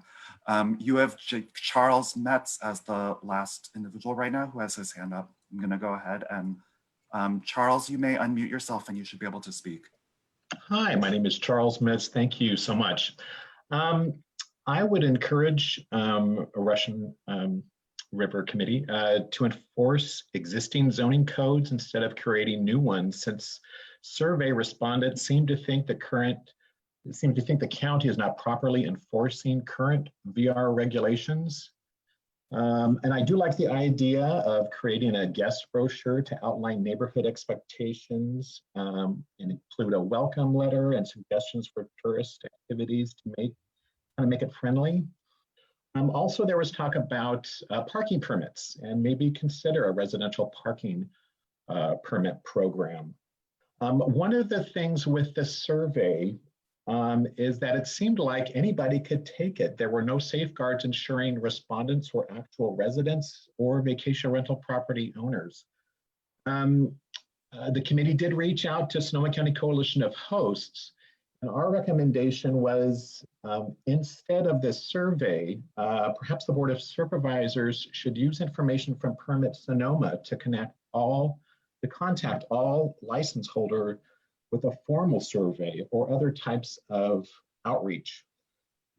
I do appreciate the information. It does sound like the cap will go before the board on September 22nd. However, is it correct that they're going to consider extending the temporary moratorium to 2022, August 2022? I think that's extremely excessive. In fact, I would agree with one of the comments that I don't think, I think there's more information that is needed before even a moratorium is considered. It sounds like that is the big thing. Where is the county? You know, as a vacation rental property owner who pays TOT along with others, we want to be good neighbors, and we're hoping our county can support us with supporting regulations and making that easier for the Lower Russian River MAC to receive information, and for the community, I think would be great. So I do hope we get more information, but I don't think we need a temporary moratorium for that. I think we need information. Thank you.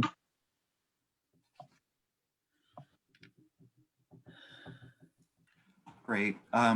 So again, I tried to clarify earlier, but it's that the board can do the urgency measure for up to 2 years, but I believe that last time it was 45 days that it was implemented. So that's why it has to come back, and the board would need to take action again to extend that cap that's in place. I think that the 2 years is the outer limit of how long that could be. And I don't think anybody wants to see it go for 2 years. We have one more hand raised now. It's Lloyd Guccione. Maybe this can be the last call for hands. Lloyd, you should be able to speak at this time. You may unmute yourself. Hello, can you hear me? Yes, go ahead. That's very kind of you. Thank you. Ms. Hopkins suggested that I come to this meeting because of my concerns about how far tourism will go in our community and how it will change our community. And so I appreciate the discussion I've heard so far. There are larger issues though. Will Guerneville continue to run down the path of becoming an economy based solely on tourism, or predominantly? Or are there other considerations such as what is a community? Hard questions, I suppose. I thank you very much for doing it. And as far as who pays TOT taxes, I guess it's the guest who really ends up paying it, and perhaps deserves the credit for helping support us. Thank you for your work. Thank you, Lloyd. So that is the final hand that we have up. I will also just read off this one question in the Q&A, since this did come up before the comment period and it's relevant. So it's an anonymous attendee who says, I have a tiny house on a foundation on my property that I am sure is very well suited as a short-term rental, and yet I am not allowed to rent it because it is not permitted, because the cities in Sonoma County do not know how to permit it, even though we now have Appendix Q on California code. This is a structure that is not taking away from the housing stock. What are your thoughts on this? So I just wanted to get that onto the record, that this question was out there as well. So that's all of the hands raised and public commenters. Okay. Chair Dillman. Okay, thank you. I would like to point out that this extension of the moratorium was published in the PD a couple of days ago. So if you would like to get the detailed information on what the ordinance is, it was published a couple of days ago and is available.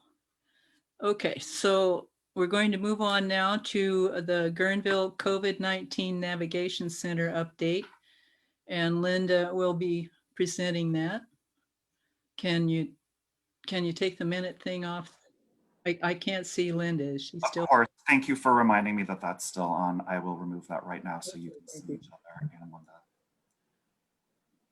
other. It's just, I see the homeless issue as terribly complicated, and there are tremendous number of people involved and tremendous number of county agencies involved, and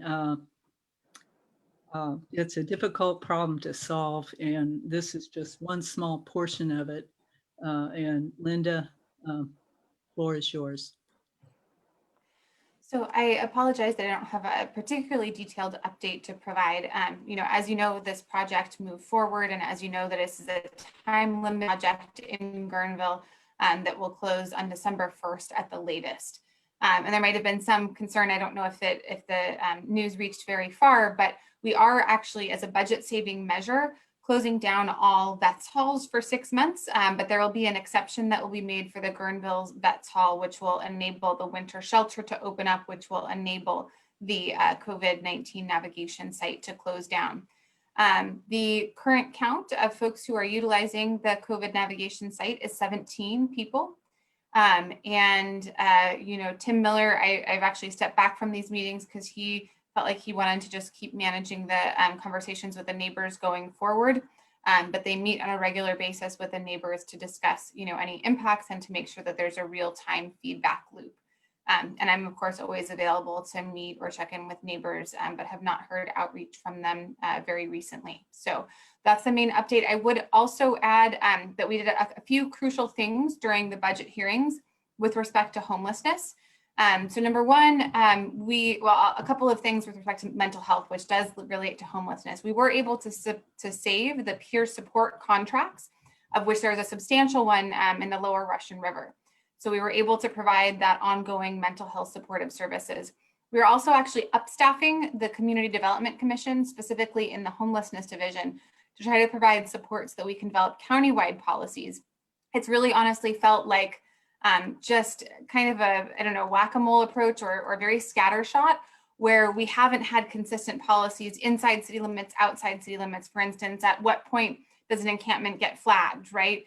Where we, you know, so how many people creates an encampment that's at a level where we need to immediately reach out with all of our wraparound supportive services, and then ultimately take enforcement action if it does become, you know, concern with respect to public health. And so my goal is to really create consistency, because I know there's always frustration in West County. It feels like, you know, someone steps up enforcement somewhere else and then people are forced west, where there's just less law enforcement capacity and sometimes less social service support capacity as well. So the goal is to really create a countywide approach, and then also to make critical investments. And we are making some critical investments. We set aside $2 million during budget hearings to invest in the local match for Project Home Key.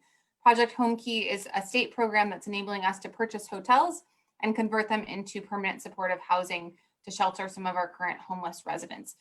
So we're moving forward with 2 acquisitions, although they're both in the appraisal phase. So, you know, we're still hoping that it will qualify and that, you know, everything works out. One is Sebastopol Inn in Sebastopol, and the goal that would be sort of a West County hub, and really kind of focus on the West County subpopulation of homeless residents.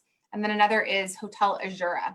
We also have currently 14 trailers from FEMA that are currently at the Sonoma County Fairgrounds. We have another 20, and we are looking for locations for those trailers as well. So we are moving forward on trying to address the solutions in the long term, since, as we know, the COVID-19 navigation site in Guerneville is a very short-term solution that is not going to solve our challenges surrounding homelessness in the long term. So that's all the information that I have. I apologize that it isn't, you know, tremendously more detailed, and I know Tim has attended some meetings in the past, and hopefully he can provide an update and a conversation in the future.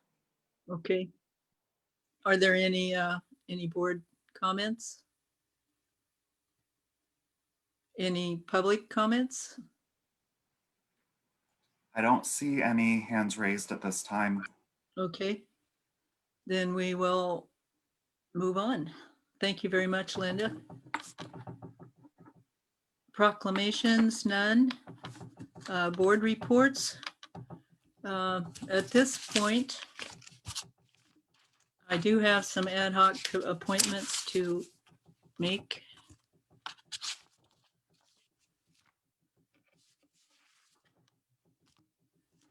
So we'll start there. Vacation rentals. As a community volunteer, Nick Pereira has contributed extensively to the ad hoc vacation rental committee. Now that he is a MAC alternate, the chair appoints him to the ad hoc vacation rental committee. And thank you very much, Nick, and we look forward to your continued participation. Agenda setting. We have changed that process because we had an agenda setting committee that was an ad hoc committee, and it's very clear that the agenda is not something that's just going to go on for a short period of time. It's permanent, that it needed to be in a more of a standing issue. So what we've decided to, and at this point, the chair is responsible for developing the agenda in collaboration with the MAC council members. So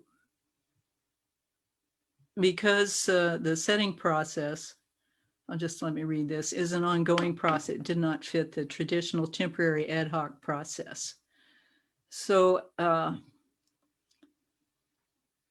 at this point, it is at the discretion of the chair in collaboration with MAC members to formulate a meeting agenda.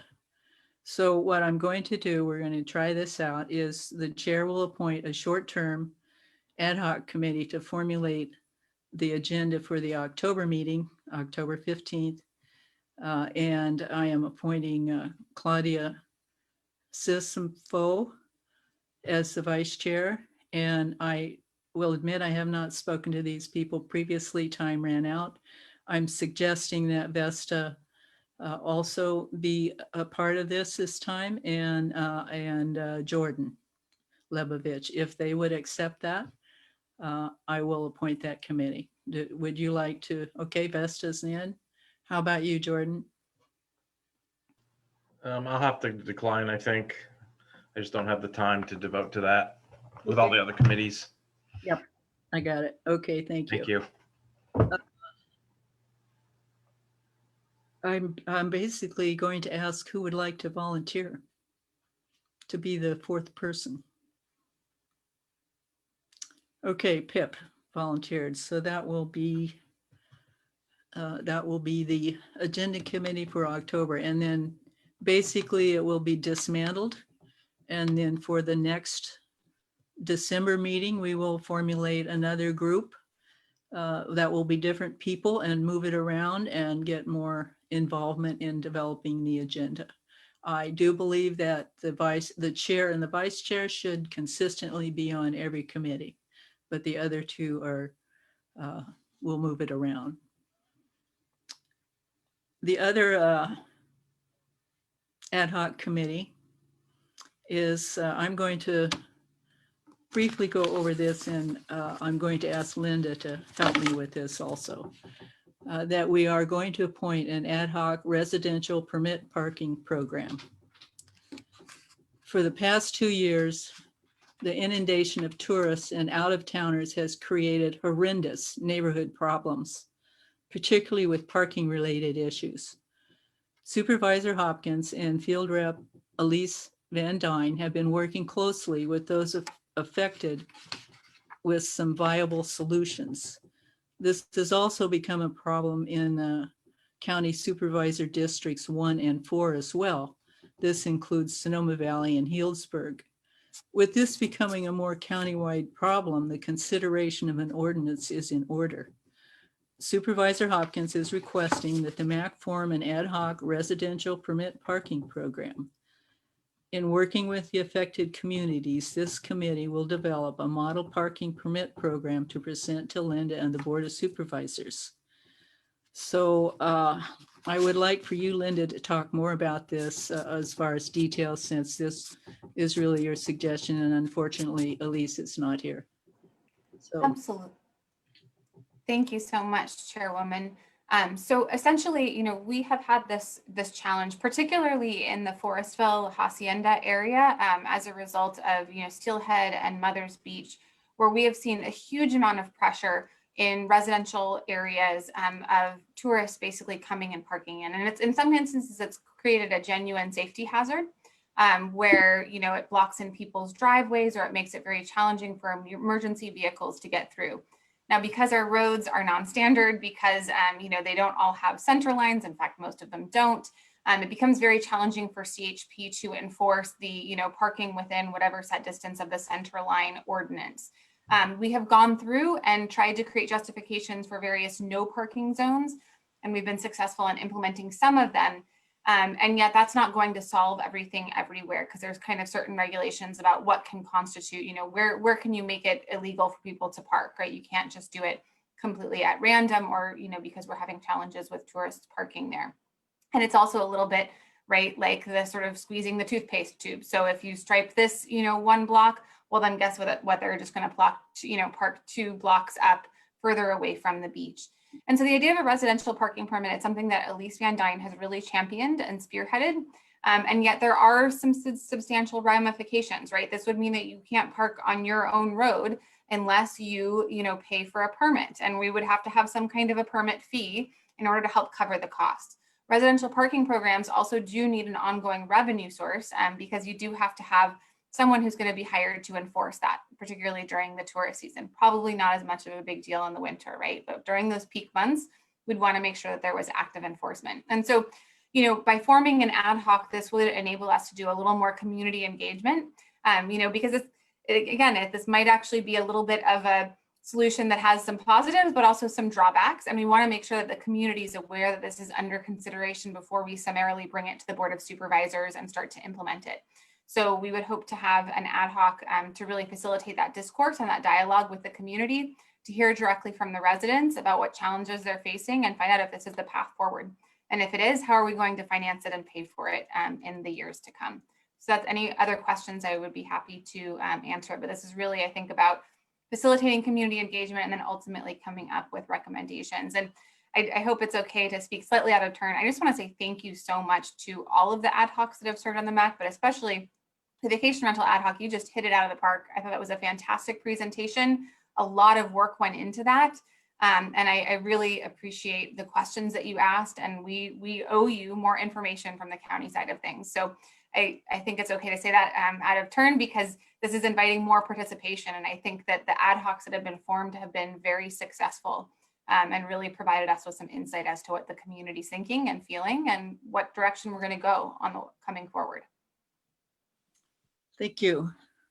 So I will, the chair appoints representatives from the most affected areas of Monte Rio, Villa Grande, and that will be alternate Kira Wink, Pocket Canyon alternate Bruce McDonald, which covers the Guerneville area, and Forestville alternate Lisa Namenson, and Hacienda representative Claudia Sisimfo on this committee. And I think these are the people who are most involved in the problem, and that can, these are the ones that need to do the work. So until they meet and everything, I really don't have any more to say about that. Do you feel like, I think they need to do their work first before we get into any questions. Okay, thank you. So ad hoc committee reports, we have written reports that are in the packet. Is there anyone want to make any comments? Okay. There was one council member report from Mike that unfortunately did not make it into the packet. So we're at a point where we can call for agenda items if anyone has. Jeanette, you do have one member of the public. Sorry. Okay. Bruce, go ahead. You may speak. Okay, Bruce. As a member of this committee, I am going to push for for that area below Warwick Bridge to divert all traffic that way.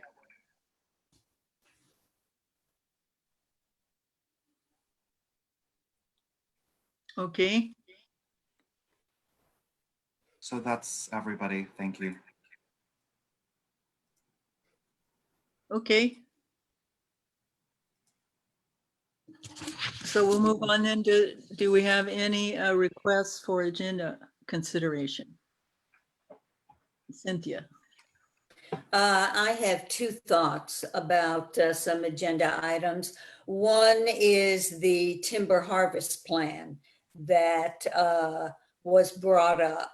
And certainly, it seems like there are differences of opinions, some pro, some con, with considerably more con opinions being expressed here tonight.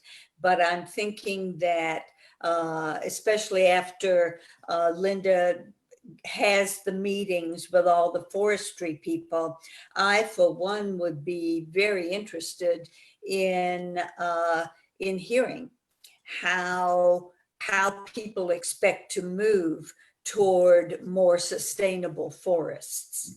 And so it just seemed to me that that was an issue that had quite a lot of interest and is a possible agenda item. And the other potential agenda item that I would like to bring up for some time in the future is housing in general.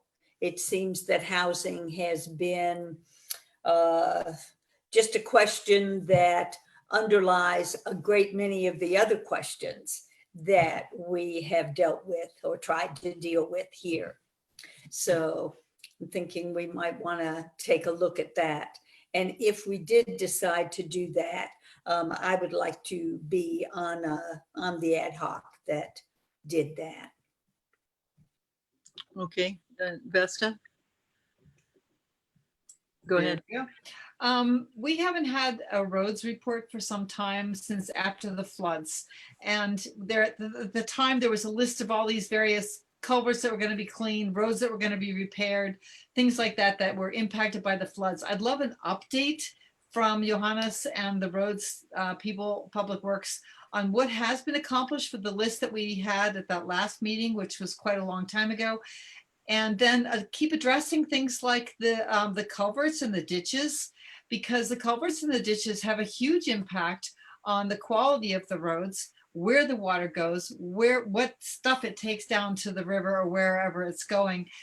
We definitely could use an update on culverts, ditches, and road repairs before winter, because winter is coming up and, okay, so maybe it's not going to storm right away, which is good. And then if it's possible, could we get an update from whoever is responsible for preparing the forests that have burned for winter rains? There's a lot that went on after the Tubbs fire and a certain amount that went on after the Kincaid fire. There are like Sonoma Ecology Center and blah, blah, blah. There's a lot of these organizations that are doing things, that are looking for volunteers, etc. If we could get an idea, and it just has to be what's going on, so that we feel informed, because in this particular fire, it impacted the lower Russian River area tremendously, especially Rio Neto and Guerneville. So what is happening on the hills above Rio Neto and above Armstrong Woods that are going to help us get through this winter season in preparation for rains? That would be a lovely update. So those two things, that would be basically updates before winter. So I'd love to see them coming at our next meeting. Okay. Did you have your hand up, Nick?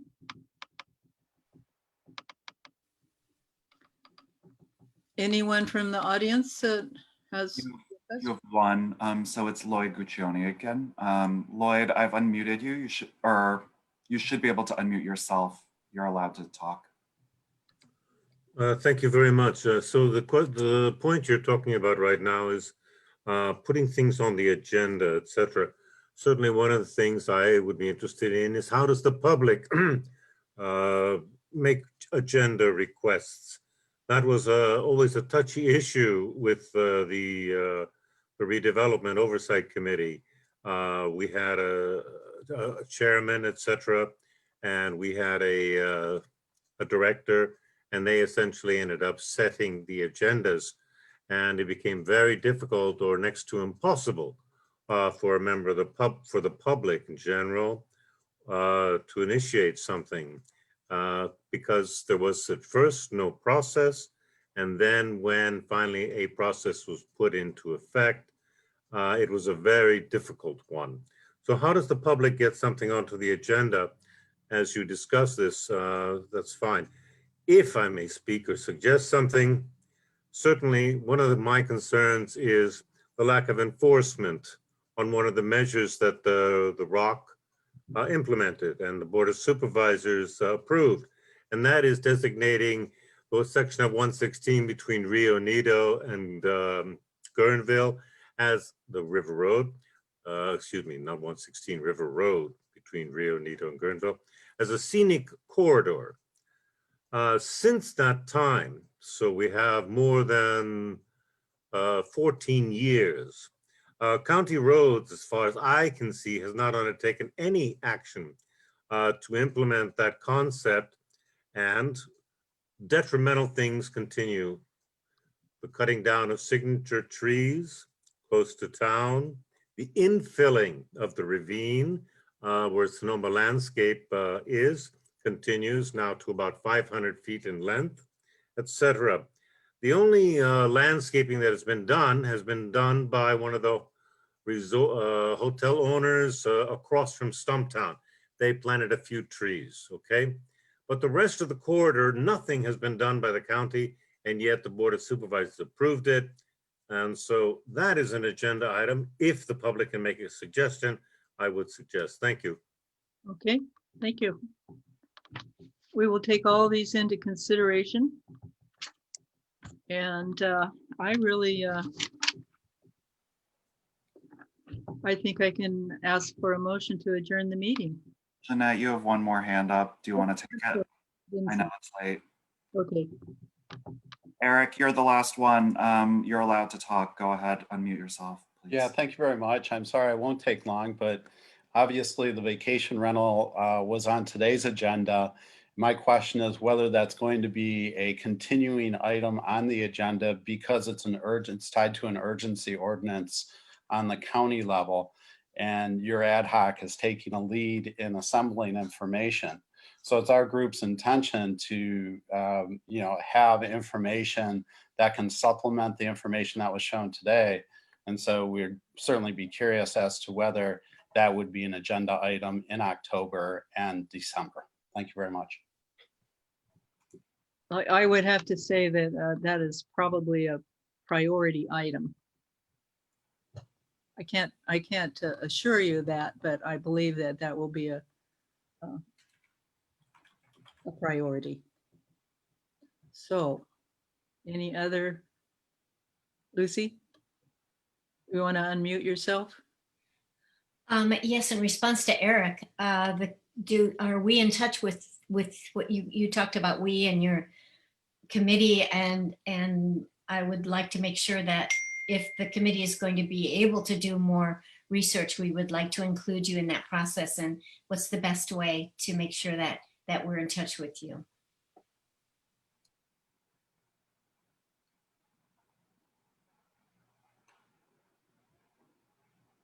Oh, I think, hold on. Eric, you should have the ability to speak again. Oh, I'm sorry. Well, thank you very much for your courtesy to allow me to answer that. I was just typing my email address in the chat feature. And so I would be more than happy to participate with you. We are drawing on resources from academia, and we've also done some extensive research, and we're just trying to pull that together. Who would have known that this tourism segment would be so pretzel-like? So thank you very much for that offer. I'm all ears. Thank you very much. I love the Russian River area, of course. Thanks, everyone. And if you need to reach people or a follow-up, you can always look online for contact information. And if it's not there, you can always send messages to district5@sonoma-county.org, and we'll do our best to route it to the right person. Thank you. Okay, I will entertain a motion to end the meeting. Vesta is making the motion. Do I have a second? Jordan makes the second. And if all in favor would raise their hands, I'd appreciate it somehow. Thank you very much. Thank you a lot. I really think that we kind of delved into some of the local issues and the heavy duty stuff. And given all of our circumstances, I think we're actually going to go forward with what the community wants to talk about. It's been a rough couple of years. and go out there and get those candidates going. Thanks a lot. Good night. Good night, everyone.